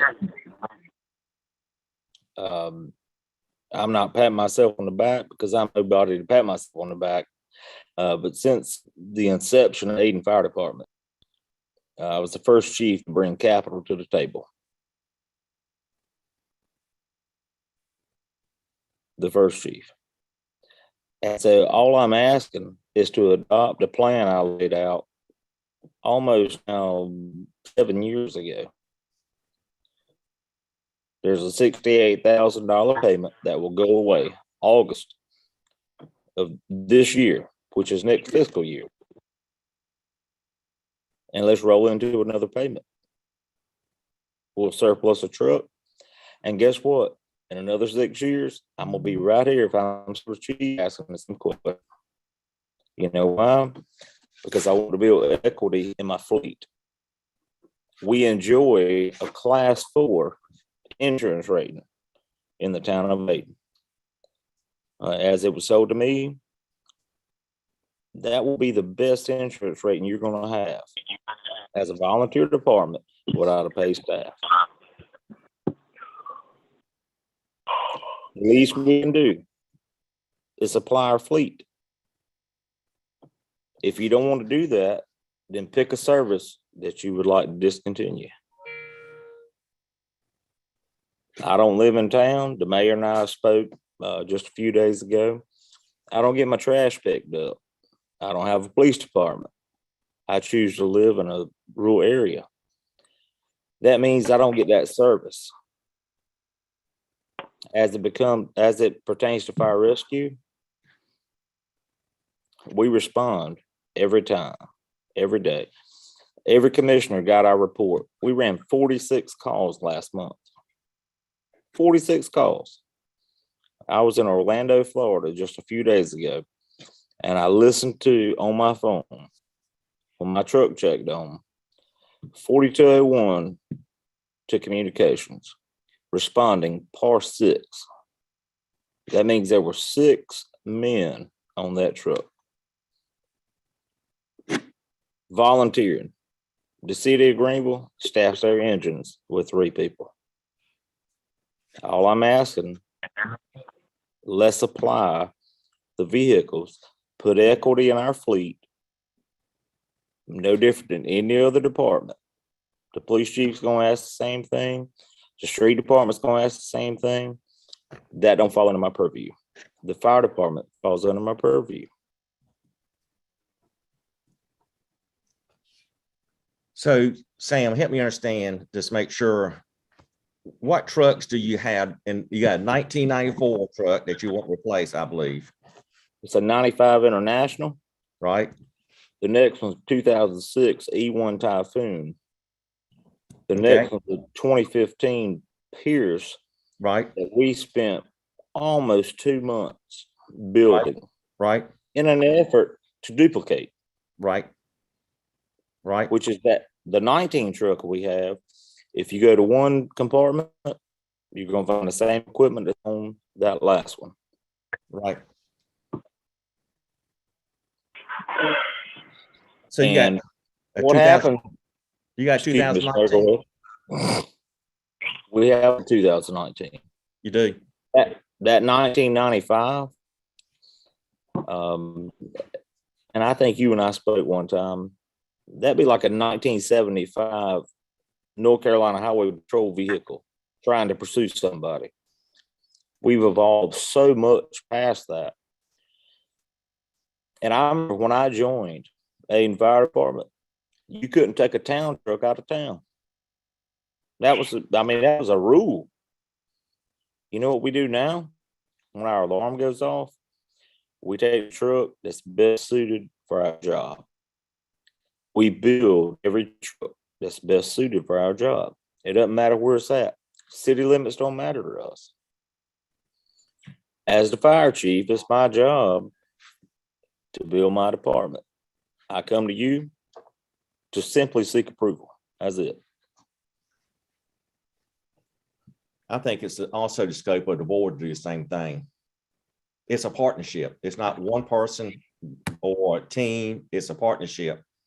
And I'll say a 1995, a 2006, 2015, 2019, and how the board from 2015, 2019 has added these vehicles is I will look at the data and say, I think the board has been very supportive of the fire department and supportive of our volunteers who we're very grateful for.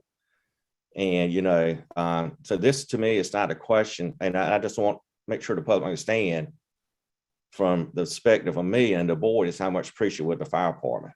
Has nothing to do with this. This understand what we need to do as the citizens, what the citizens gonna have to pay and what we need to do moving forward.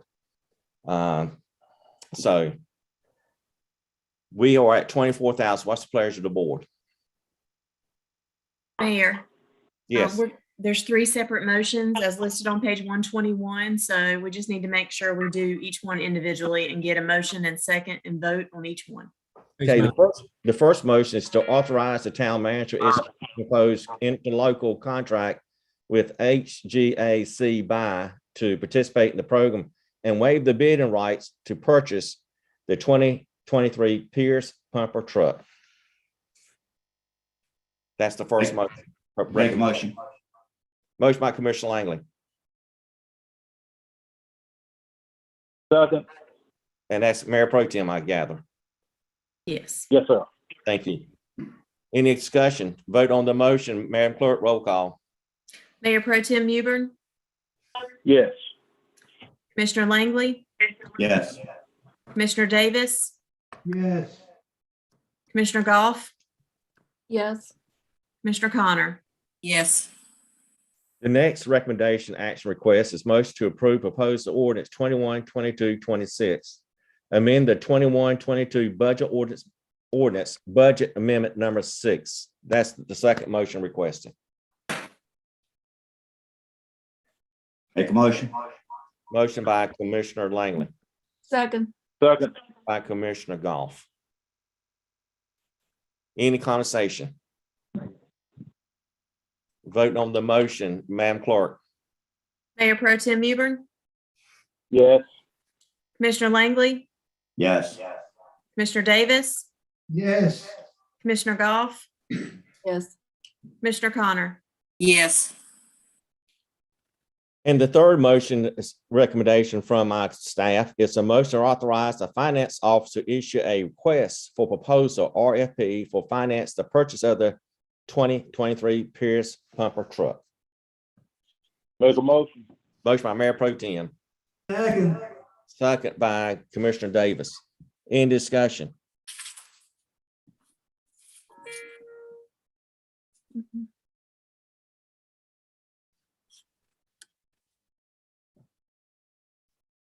All right, voting on motion, roll call.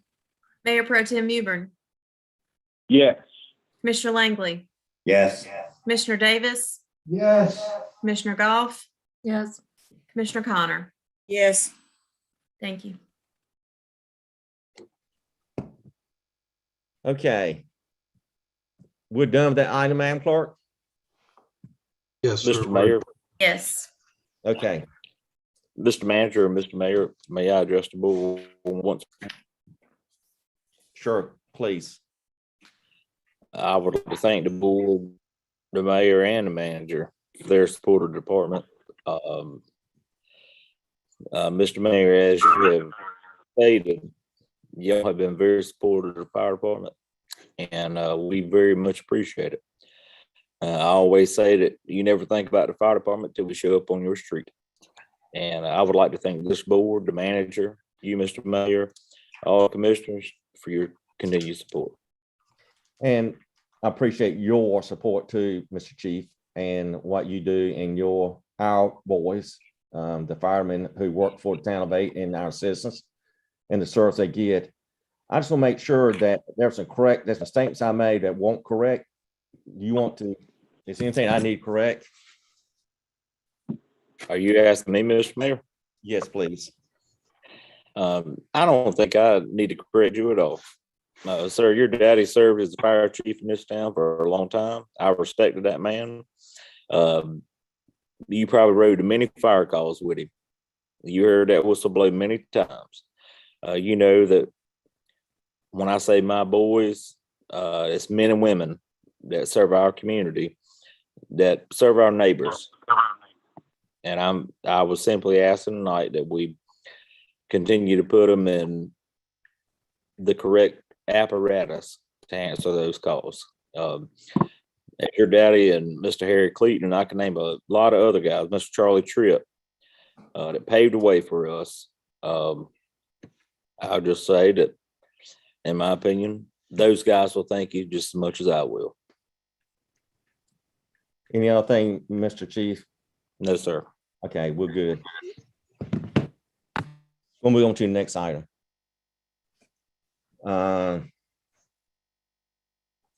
County sculpture exhibition. Thank you, Mr. Mayor. What this is the Pitt County Arts Commission likes to rotate, schedule our sculptures out in various places, and they've asked that we be a part of their rotating art show. And so you see the exhibit they're proposing that would be located at the front of Town Hall off of West Avenue as you're coming into the Town Hall where you pay your utility bills. Would be right there in that area. And this year it's it's grant funded. Next year there would, I think it's a $500 charge annually. Years after that as they rotate new art. And I think we have Nina. Yeah, was that pretty much the gist of the program, Nina, or can you elaborate on that, please? Yeah, that's pretty much it. The Pitt County Art Council has been generous enough to provide us with a grant to kickstart our involvement with the program. And we have everything in place to begin installation of the sculpture as soon as the council approves it.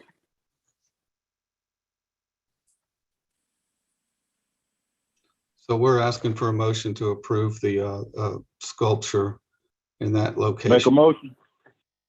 Make a motion. Motion by Mayor Pro Tem.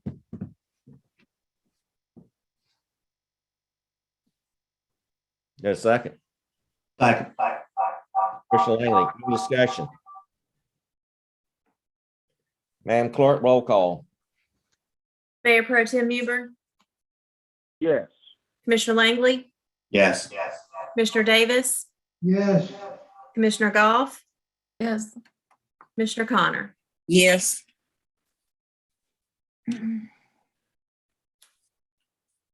Okay, next item. Thank you, Mr. Yes, Mr. Manager, go ahead. Thank you, sir. We have a resolution for observance of Black History Month in your agenda packet. I'm requesting the board adopt that. What's the pleasure of the board? Need a motion? Make Please. a motion. Motion by Mayor Pro Tem, Second. second by Commissioner Goff. Any discussion?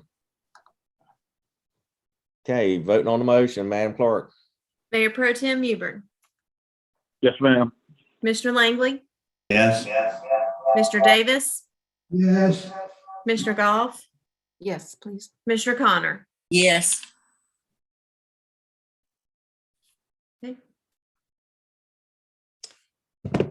I'm sorry. The next item is creation of no park ordinance along Queen Street, Mr. Manager. Okay, thank you, Mr. Mayor. Most of you, I'm sure, are familiar with Queen Street. It's a very narrow one-way street that citizens have come to staff and requested that we look at that. And, I should say one citizen, Mr. Dale, has come and requested that we look at that on. Also, Commissioner Langley has asked, and he's through resident Mr. Dale, that we look at this. So staff did study the issue. The police chief went down and looked at it, did a brief survey. We looked at it from the standpoint mostly of public safety. Since the street is very narrow, we felt like it could be appropriate to have no parking on one side of the street so that emergency vehicles can get down to that area. And so that's where it's at right now. Chief, have you got anything to add to that?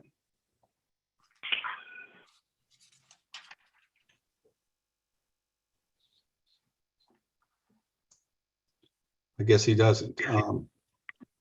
Or he might be muted.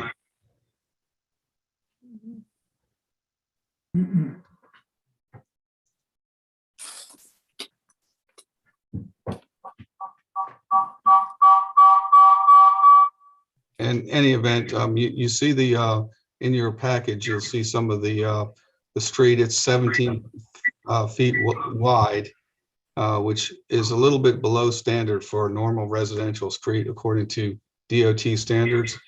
The best case scenario, if we had the funds, would be to widen the street, and then we'd have to put in storm drains, but that would be, easily probably all storm drains and the pavement, you're looking at probably close to $500,000 to do something like that. So that's just not feasible. We could also choose not to do the no parking, and it would go on as it is, and that may be suitable. But we do run the risk, if there's people parked on both sides of the street, of not being able to get down there to put out no fire. And since I guess Sam left now, if he could be, or the chief, if they could comment on that street, I'm sure they're familiar with it.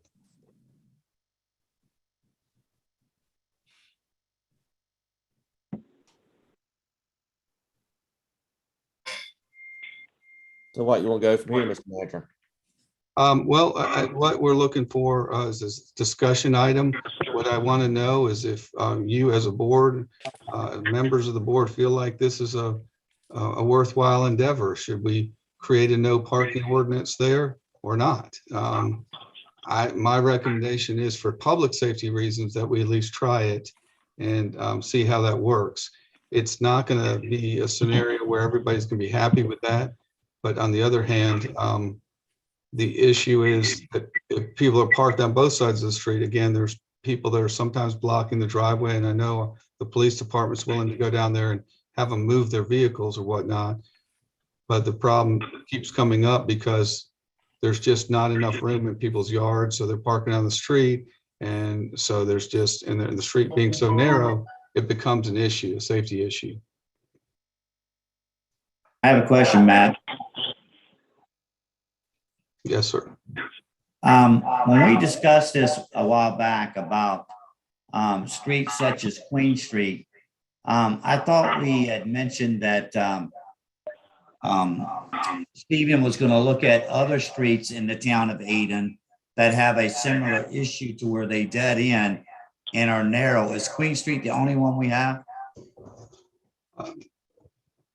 It's probably one of the few. I'd have to defer to Stephen on that. I know he's familiar with the streets and which ones are similar to that. But I know we did talk about that. Is he still there? Yeah, I think we do have, there are a few streets that do dead end. Most of our streets either intersect or loop, but there are a few that do dead end. And I think this problem is consistent on all those streets. A lot of the streets in town, the smaller streets, are very narrow. So this is a problem that we would have in a few areas, but I think from what I understand, this is the only area that it's been brought to our attention that there is a problem with traffic flows being blocked on these streets. So then are we going to have to do, for instance, if another street comes back to the board to where there's, say, something going on, an event going on at one of the homes or whatever, and traffic and homeowners are blocked in, are we going to have to consider each one of these streets individually? And also on Queen Street, are we, based on what I'm reading, is creation of no parking ordinance along Queen Street? Are we doing the ordinance based on no parking or no parking on one side of the street? We would be looking at it as on one side of the street, simply because, but that's up to you guys, what you think, because both of them could be a situation where it's on one side of the street, then maybe everyone parks on the other side of the street, which might be the best, but it could cause problems for some of the residents. No matter how we do this, we're going to have some people aren't going to be totally satisfied with it. So we're just looking at it from a public safety standpoint. So is this a discussion, or what are we doing? This is discussion right now because we need to have some type of direction on what the board thinks, what you guys want to do out there. If we need to study it further, or if we need to, go ahead and create an ordinance, then we would come back with language that would be, can be further discussed and adopted. Is this a public hearing situation? No, this is not a public hearing. You do not have to have a public hearing for something like this. Well, seeing the fact that, I mean, I know this is probably, is this the first time that you have brought this to us, the entire board? I think so. Okay. Well, this is something that's been going on for a long time. And so if it's just a discussion item tonight, I'll let it go. But I'd like to see it back on the agenda or something for our next meeting, because to be honest, those residents, I would hate to live in a neighborhood to where if someone's got invited guests over that I can't leave my neighborhood, or if the police or fire need to get in there to the last house on the left, they can't get there because cars are blocking the road itself. So. Understand. We just wanted to get the consensus of the board as to if you want to do that, we'll move forward appropriately. I think we should kind of do a trial basis, if at all possible, because I would hate mighty bad have a bad situation down there and rescue couldn't get in and all of that. Maybe for 60 days or 90 days, try something and see what works. How's it determined on which side of the street they're going to be allowed to park and which side they're not? That's why I was asking. So that's why I was saying that it probably should be no parking, because each home does, if I'm not mistaken, have a driveway. It's just their overflow parking would have to go to an adjacent street. Well, if you look at the adjacent streets around that way, they're not dead ends like this one, but they're pretty narrow. Yeah.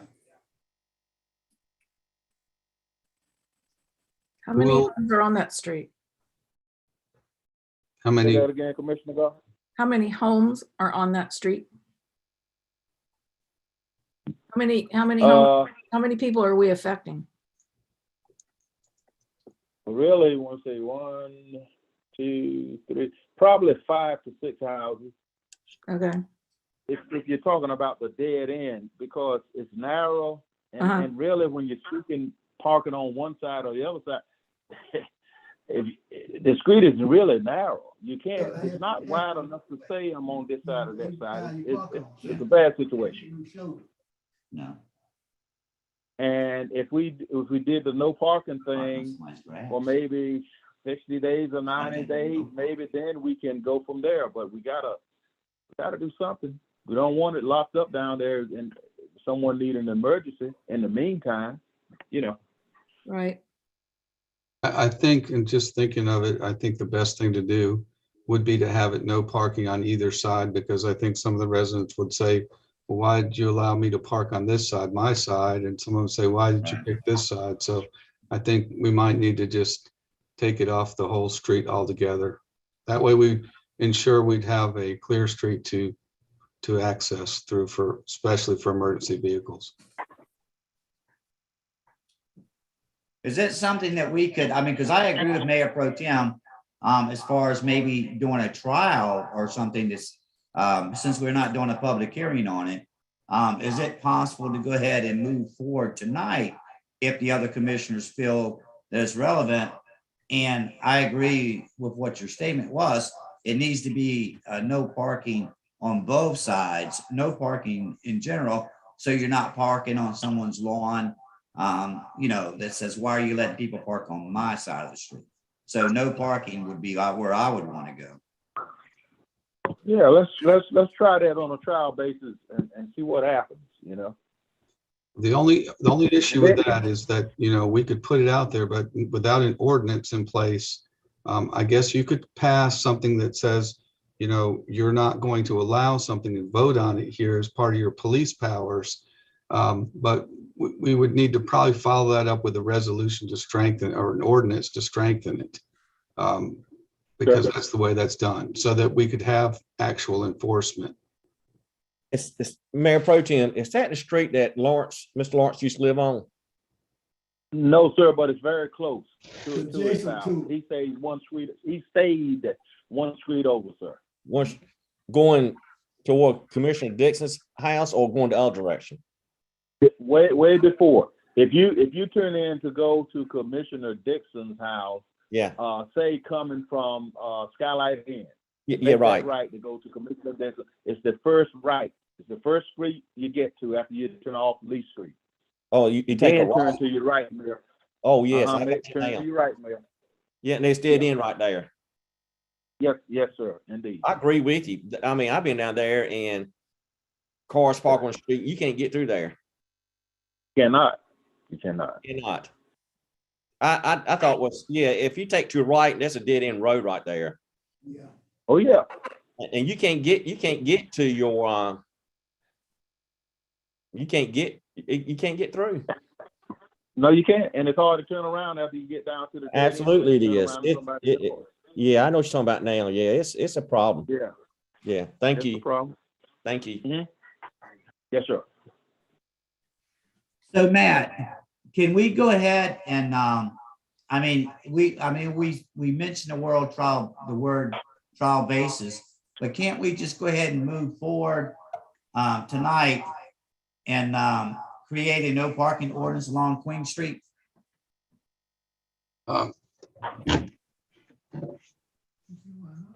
Hold on just a second. Can y'all hear me now? Yes, we can. All right, this is the chief. I was for some reason my phone was having problems unmuting. Myself and Lieutenant Page went down there and we spoke with the residents along the dead end of that road. And they were about 50-50 on who wanted no parking and who did. As far as the public safety concern in it, which is what we're dealing with, I fully support putting no parking signs down there. Just because if somebody was in trouble down at the very end and needed fire EMS, especially because their trucks are so much larger than police cars, they would have a hard time getting down there.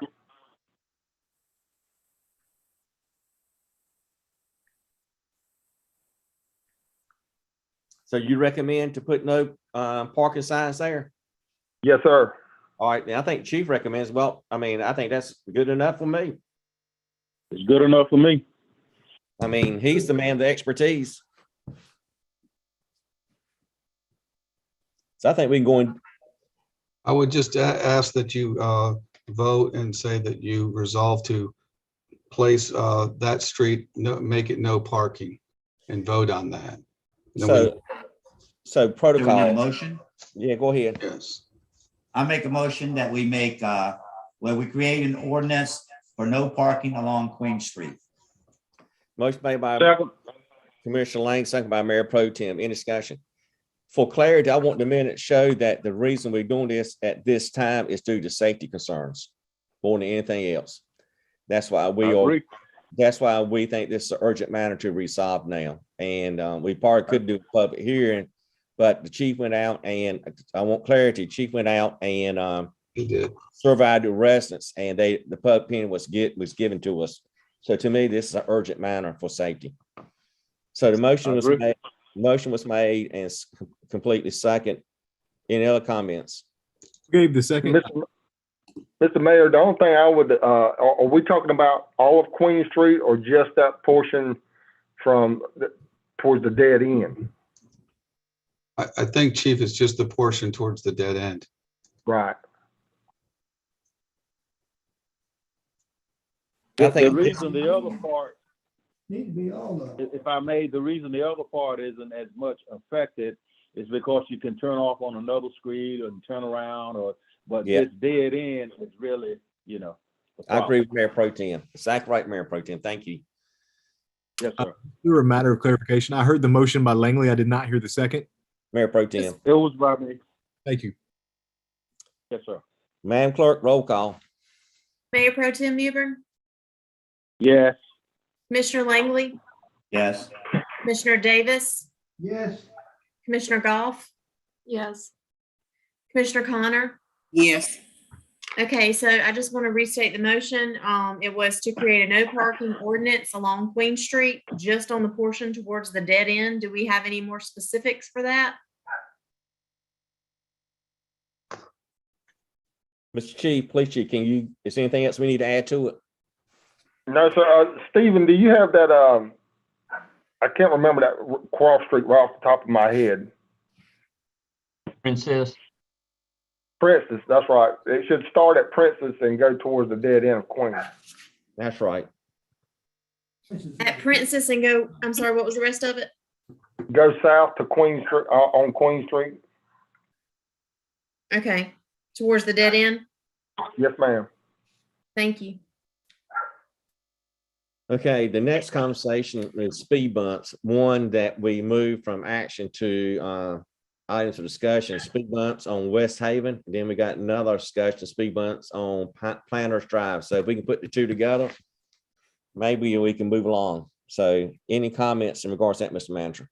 Thank you, Mr. Mayor. On the Planters Drive one, the chief and I discussed it. We feel like he's put the counter back out there. We feel like the data we have isn't sufficient, and just on some spot checks that I've done, I haven't really seen very much traffic there at all. So we want to verify the count on that. So we'd ask that that be brought back next month.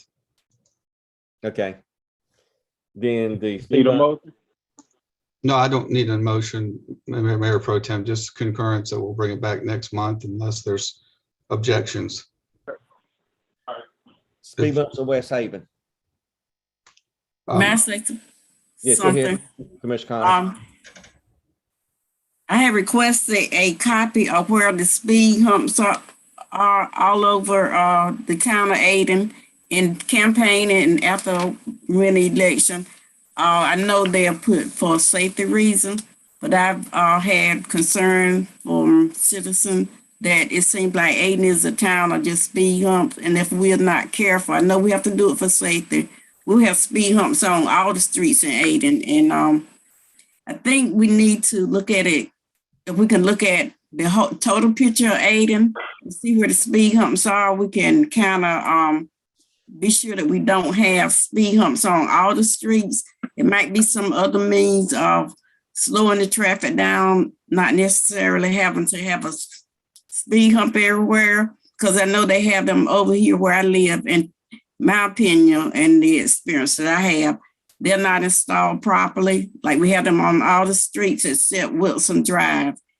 And I don't see where they effective in slowing the traffic down, because the cars still usually come the same rate of speed. Not quite, they still speed if they want to. So I think we need to look at the total picture of the town of Aden and see where we have them and see where we really need them and where we really don't, instead of just putting them all over Aden. That's the reason I asked to have this item moved before making a decision, discuss it, look at the total picture. I have yet to receive the map showing where speed humps are in Aden. I know the places that I have driven over, the part of town that they are, but I just would like to see the whole town, see where they are, and see. Let's think about we really need them. Commissioner Connor, we did send a map out today. It was later in the afternoon, but I apologize if you did not get it. But you're right, they are well spread out throughout the town, and there's a map that shows it all. Stephen sent it out, and I sent it to the board. In my email? Yes, ma'am. Earlier today. I didn't see it. Okay. Mr. Manager? Yes, sir. If I may say something? Yes. I would like that same, I think all the board need that same information. And Yeah. I like the idea of tabling it till we could take a better look at what we're dealing with here. I did send it out to the whole board, but that's fine. But that was just press for time and didn't get that out till like 4 o'clock. But just And I would agree with Commissioner Connor and Mayor Pro Tem. What I like to see is, you look at West Haven data, there is only, say 25, 29 miles an hour. So 1 to 19 miles, 89%, 20, 24, 7.4, 25, 29 is 2.14, 30, 34, 58%, 35, 39, 40.17, 40.3. It's less than 1% speeding in the West Haven area. I will tell you that if you go take a speed gun, that speed instrumentation, and put it on the streets that got the speed bumps, I bet you don't see much differential in the data that was first collected before the speed bumps to after speed bumps. I know I got speed bumps in front of my house. They would go, and that time they hit speed bumps, they stop quick, cross speed bump, accelerate again, stop, and go over. I guarantee if you look at the numbers post speed bump, it's going to me mirror before speed bumps the data. So I like to see data gathered at the speed bumps that we have in place now to see if it really makes that big a difference. So let's table this and get that data, Mr. Manager, if you don't Thank you, mind. sir. No, I don't mind. I think that'd be very helpful. Thank you, Commissioner Connor, for that. I think you're right on, and Mayor Pro Tem. Mr. Mayor, can I Yes, ask a sir. question? Sure. What was is the police chief still on? Yes, sir. What was your recommendation for West Haven? As far as the amount of speeders out there versus the amount of traffic that we did, no. Because there was that wasn't that much of a issue as far as what we observed with the radar trailer. Now, does that radar trailer play a part in people slowing down? I'm sure it does. So with it not being there, you're not probably getting a total accurate view of it, but it does give you an accurate view of how much traffic is going down that road. But, and I've heard you say before, when the radar trailer's in the downtown area, people slow down a lot more than when it's not. Well, the problem with, to me, the radar trailer creates one thing, and it's accurate to me, and that's a vehicle count. As far as the speeding is concerned, some people generally will slow down when they see the trailer. The true idea behind knowing whether or not people are speeding, the only common measure I know of is police enforcement with, speeders, because, it's really sad that when, for instance, I've heard this comment on several occasions, when you go to Winterville, you better slow down because they've got radar out and they're pulling people over. But in Ayden, you can just fly through town. The vehicle trailers are, to me, I know they're supposed to give us an accurate account of the amount of traffic as well as the speed of traffic, but I'm not a big believer of that. Seeing is believing, and we have traffic in our town that is out of control. The speed bumps do slow people down, but they're not the answer for everything. And I agree with that. Police enforcement is the only way we're going to get people to slow down in this town. It's not just the citizens of this town. It's anybody that comes through the town of Ayden. And if you don't believe me, spend a day with me over here and I can prove to you what I'm talking about. Just one day with me in my business, and we'll step outside and I'll show you what I'm talking about in a 20-mile-per-hour zone. Thank you. Thank you. Any other questions, comments? Okay, the AMI project report update, Mr. Manager. Thank you, Mr. Mayor. As you know, the board approximately 2 years ago approved the AMI project, and that's been working. We've been working at it for at least a year now, or a year and a half almost. And that project's going pretty well. We've finished the electric part of it. And at this point in time, there was a plan to borrow some funds to complete the water project. We have had some challenges on the water side of it because some of the meters, they're old. They're over 10 years old, and they're not really communicating with the AMI system.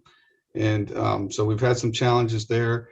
There's been some software upgrades and some other things that I don't feel like were calculated in the overall scope of things. But the biggest thing is with our crews, we've tried to use the electric crew to put in their meters, and they did, but with water and sewer, it's really difficult because the size of the crew and the workload they have. So we've been contracting out, getting those meters put in.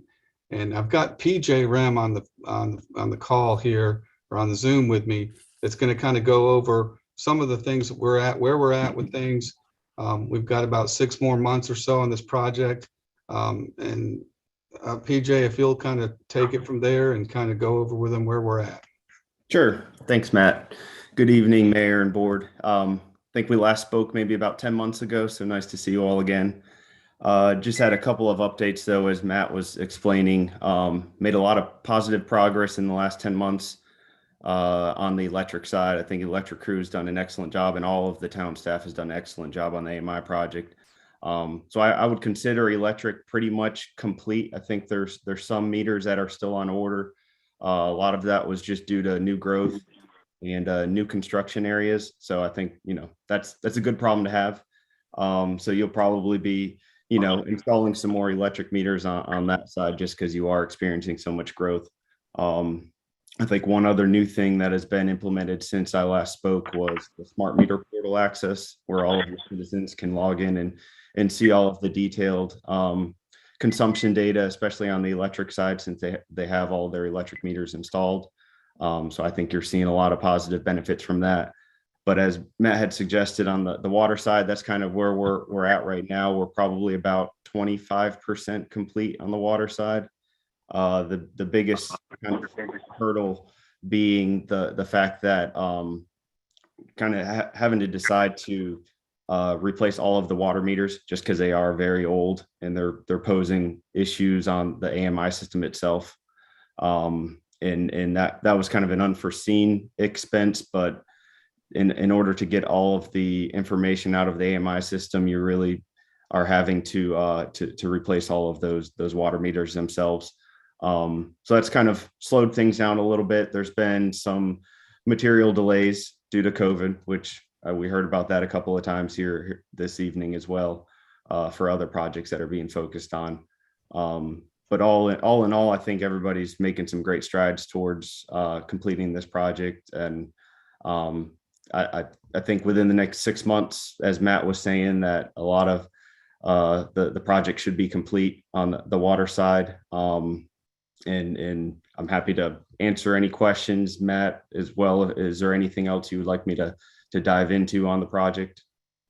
I think that's good, PJ. I don't know if Stephen had anything to offer on the operational side of the house with what he's doing and what we're trying to do to speed the project along.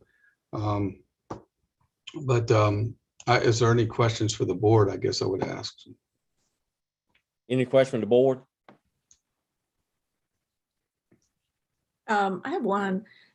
PJ, remind us again how the new electric meters and how the water meters are going to be beneficial to the citizens here in town. I know I've got the new water meter and I've got the new electric meter, but I'm not sure how it's actually benefiting me with my consumption and with the billing. So can you kind of reiterate on that for us? Yep, absolutely. I would say one of the biggest benefits is you have the ability to log into the town portal where you pay your bill and you see your consumption, you can see your payment history and everything like that. But through that portal, you can also see your detailed consumption data. So instead of basically seeing your consumption on a monthly basis, you can drill down into the details and see it on a 15-minute interval basis. What that allows you to do is kind of see if you have potential issues within your home that is causing your consumption to be higher than normal. You can catch those issues much sooner than the end of the month. For example, if your heat strips were operating more frequent than they should, you'll see a spike in consumption in the cold months much sooner than you would if you did not have an AMI meter, and then you get your bill at the end of the month. It could be extremely high, and then you could also have a couple more days onto your next billing period before you ever hire somebody to come take a look at it. So instead of having 40 days of an appliance that's broken, you can catch it a lot sooner. And you can also set kind of consumption threshold alerts. So basically you could set, if you hit this consumption amount, this kilowatt hour usage in a day, you get an alert from the system. So you don't have to log into the portal all the time to see if you have an issue. You can set thresholds like that, get alerts. On the water side, you can get leak alerts. So you can again set that threshold through that customer portal to get those water leak alerts, which that is another reason why the town's deciding to replace all of the water meters. It's because the older 10-year-old water meters were not able to be reprogrammed to 1 gallon increments. They were stuck on 1,000 gallon increments, and you can't register a leak at 1,000 gallon increments because you're only measuring every 1,000 gallons. So with the newer water meters plus the AMI module, you can get those leak alerts. Citizens that are establishing service or moving to a new residence can have a much quicker turn on time because there's remote connect and disconnect on the meters. So that's another benefit. There's more flexible payment arrangements that can be made. I think the town is looking at implementing prepay at some point, and prepay is something that can be done through AMI meters. You cannot do prepay without AMI. So really the AMI system, kind of the things I outlined are immediate benefits, but it really sets the town up for future improvements and future programs that can be offered to the citizens. Okay, and our town citizens, they've been educated on accessing this portal and being able to do the things that you just outlined. Yes. Yeah, the town has, they've educated the customers through multiple different channels. I know I've used social media. There's some information on the website, have used bill inserts, and one of some of the portions on the bill where you can customize that and put some information on there. So there has been multiple ways of reaching out to citizens, and I know the town continues to do that to keep increasing the adoption of that system. Okay, thanks, PJ. I appreciate the reiteration and the update. Thanks so much. You're welcome. Anyone else? Questions?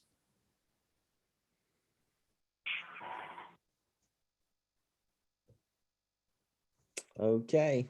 Anything else, Mr. Manager, in regards to this? No, sir, Mr. Mayor.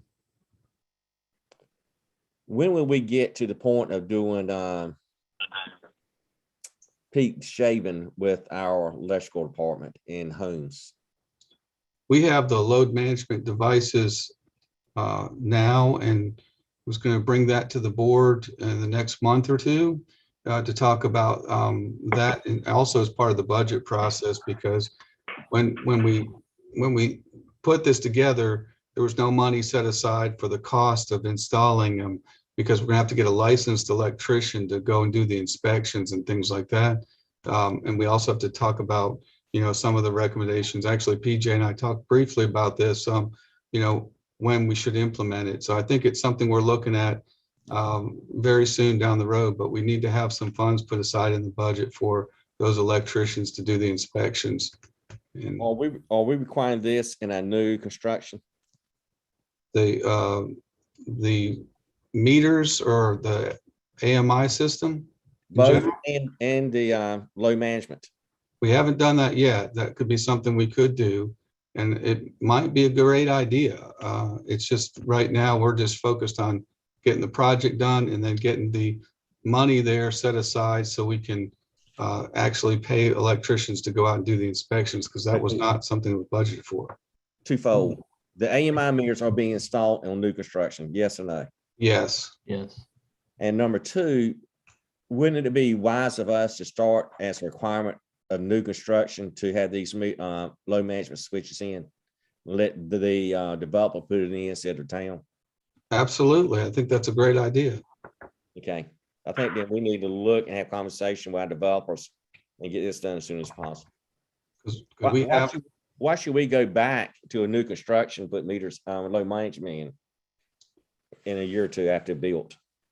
The only question I would have with that is I thought we were making it more of a voluntary item, so we'd have to get people to sign up for it. I thought that's what we did in the past.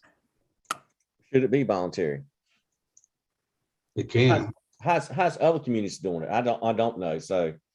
Well, it is voluntary, some mandatory and others, but I don't know what the standard norm is. PJ, would you happen to know that?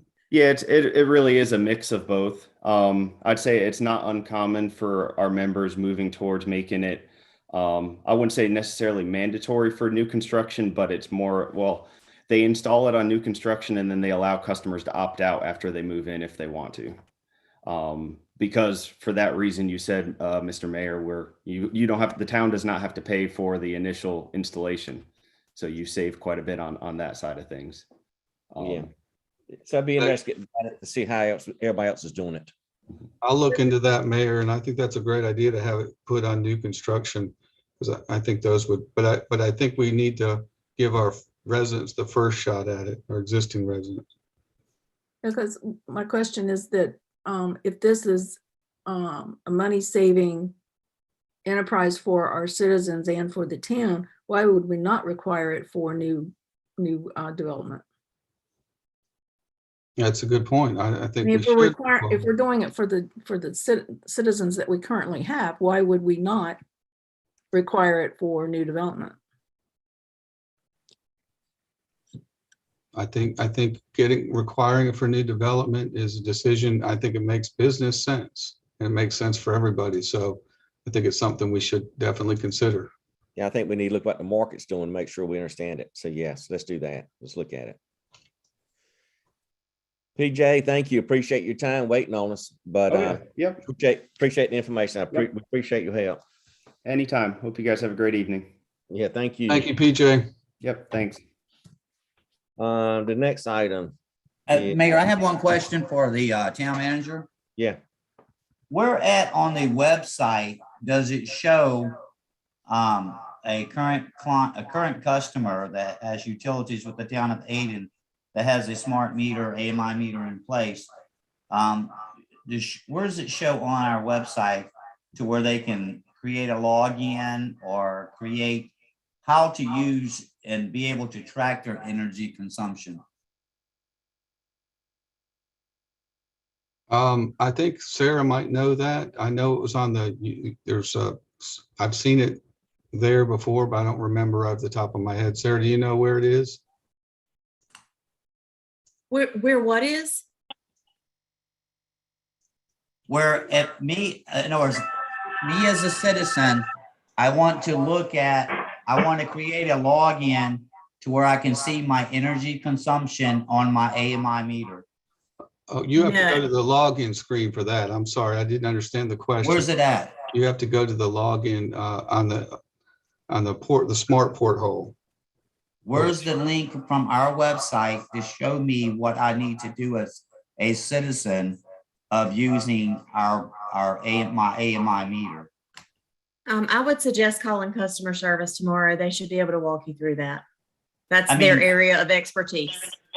Okay, because I went through our website, I see nothing that points to me. It just talks about the meter. It doesn't tell me how I can do anything. Okay. I mean, we were talking about it's on our website and information is put out there. And I may have missed it, but I looked and it talks about the smart meter and it tells the difference between a smart meter, AMI meter, and a regular meter. But I don't see anywhere other than how I can pay my bill online. So if you would, Mr. Manager, get the information to Commissioner Lang and the rest of the board so we also know how to do it. Yes, sir. I appreciate it. Thank you. Okay, any other comments? Staff department reports, which is listed in your agenda, your book at 154. Anything, Mr. Manager? I don't have anything further to report there, Mayor. Any question to the department heads? I'd like to make a comment. Okay. If y'all can hear me okay. Can. Our illustrious librarian, Miss Rochelle Mondovich, she did a thing this weekend at the J.J. Brown Park, like a mini library, so that kids could have access to, for lack of a better word, learning, another learning opportunity. She has put one at the 3rd Street Park, and this weekend, we came down and dedicated one at the J.J. Brown Park, and I want to give her a great big thank you for the librarian. Thank you, I'm Mayor done. Pro Tem. Thank you, Mayor Pro Tem. Oh, one more thing, as far as out the Aden Housing Authority, it's been applauded earlier. Miss Nicole Brown and her team, great team, they make us proud here in Aden. That's all I have for the managers. Thank you, Mayor Pro Tem. Anyone else? Yes, sir. I have a comment. Yes, Commissioner. Several citizens are in the process of working on the sunrise service. All the churches have been invited in Aden. 11 so far have committed. A meeting is scheduled for this Saturday at 8:30 at Baum's Restaurant. So anybody is open to the public because we're trying to bring all the churches together and have one big sunrise service on Easter Sunday morning. I had an interview with Dr. Bailey from ECU and brought in some citizens from Aden to provide information regarding the cemetery. And also I supply him with other names of people. So he's putting the pieces together, gathering more information, hopefully that he will be able to fill in the missing link. And in speaking of the cemetery, it had been requested that the cemetery, Afro-American cemetery, be included for cleanup up on a yearly basis, like the other cemeteries, so it would not be overgrown like the other. And also something be included on the utility bill to see if we can find other people that might have information regarding people in the cemetery. And I think that's it. Thank you, Commissioner Connor. Anyone else? Okay, with that said, we'll go to board member comments. So we will go to Commissioner Davis.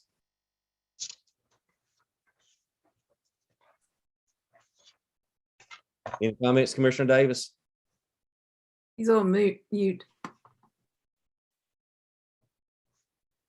on mute? He's on mute.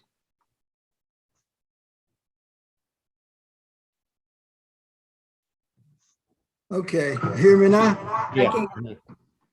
First of all, I just want to apologize for being late. I had a problem getting into Zoom tonight for whatever reason. Seemed like some things changed, so I just had to get Commissioner Langley to help me out, but it's okay. I just want to appreciate everybody that well, I can't say show up, but that talked tonight. And appreciate the job that all of them are doing. And some of these projects, you know, I think we're gonna get taken care of. And I just appreciate everybody for just being a part of us and hope we continue to grow. Thank you very much. Thank you, Commissioner Davis. Commissioner Connor, I already said what I had to. thank you. Commissioner Langley, Yeah, I think I've said enough tonight too. I appreciate everybody coming out tonight and hanging in there.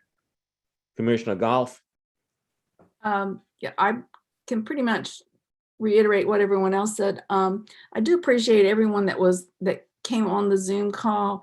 I noticed there were a lot of people that I didn't recognize their names, and you know, for our citizens to spend the time to log in and participate and see what we as a board are trying to do for the town and try to make the town better. You know, community input is very important to this board. So I hope that the community continues to reach out to us. And I also want to repeat what Mayor Pro Tem Mewburn said about Rochelle and the little library. She did an excellent job. It was dedicated to the South Aden High School. So she can come get me. It's just a beautiful little plaque that's on there. So if you ever get a chance to go to J.J. Brown Park, look that up, because the plaque is just beautiful, well done. And the presentation was really nice. So I just wish everybody a good night and to stay safe. just remember, be mute if you're not talking. It would be, I think we had some run over there. Mayor Pro Tem, Yes, sir. I concur with all that's been said tonight, particularly what Coach Davis said. I had problems getting on. I did get a chance to talk with Ms. Radcliffe right before the meeting, and she gave me some instructions, and therefore I was able to come on in here. But I would like for those that weighed in tonight to spread the word to the citizens that we as the governing board, we need our citizens engaged with what we're doing here. To tell us things, we can't see everything and don't know everything, and we appreciate that. And I thank them, and I hope that increases. Again, working together works. Thank you for your time. Bye-bye. Thank you, Mayor Pro Tem, appreciate it. I have no comments. I want to wish everybody happy Valentine's Day. And I hope you had an opportunity to share with your loved ones your love or that type of thing. Next is closed session. Mr. Turner. This time we'll be moving to closed session pursuant to North Carolina General Statute 143, 318, 11A4 to discuss matters relating to the location or expansion of industries or other businesses in the area served by the public body, including agreement on a tentative list of economic development incentives that may be on the public body in negotiations, and also pursuant to 318, 11A4 to discuss matters relating to the location or expansion of industries or other businesses in the area served by the public body, including agreement on a tentative list of economic development incentives that may be offered by the public body in negotiations. Can I get a motion?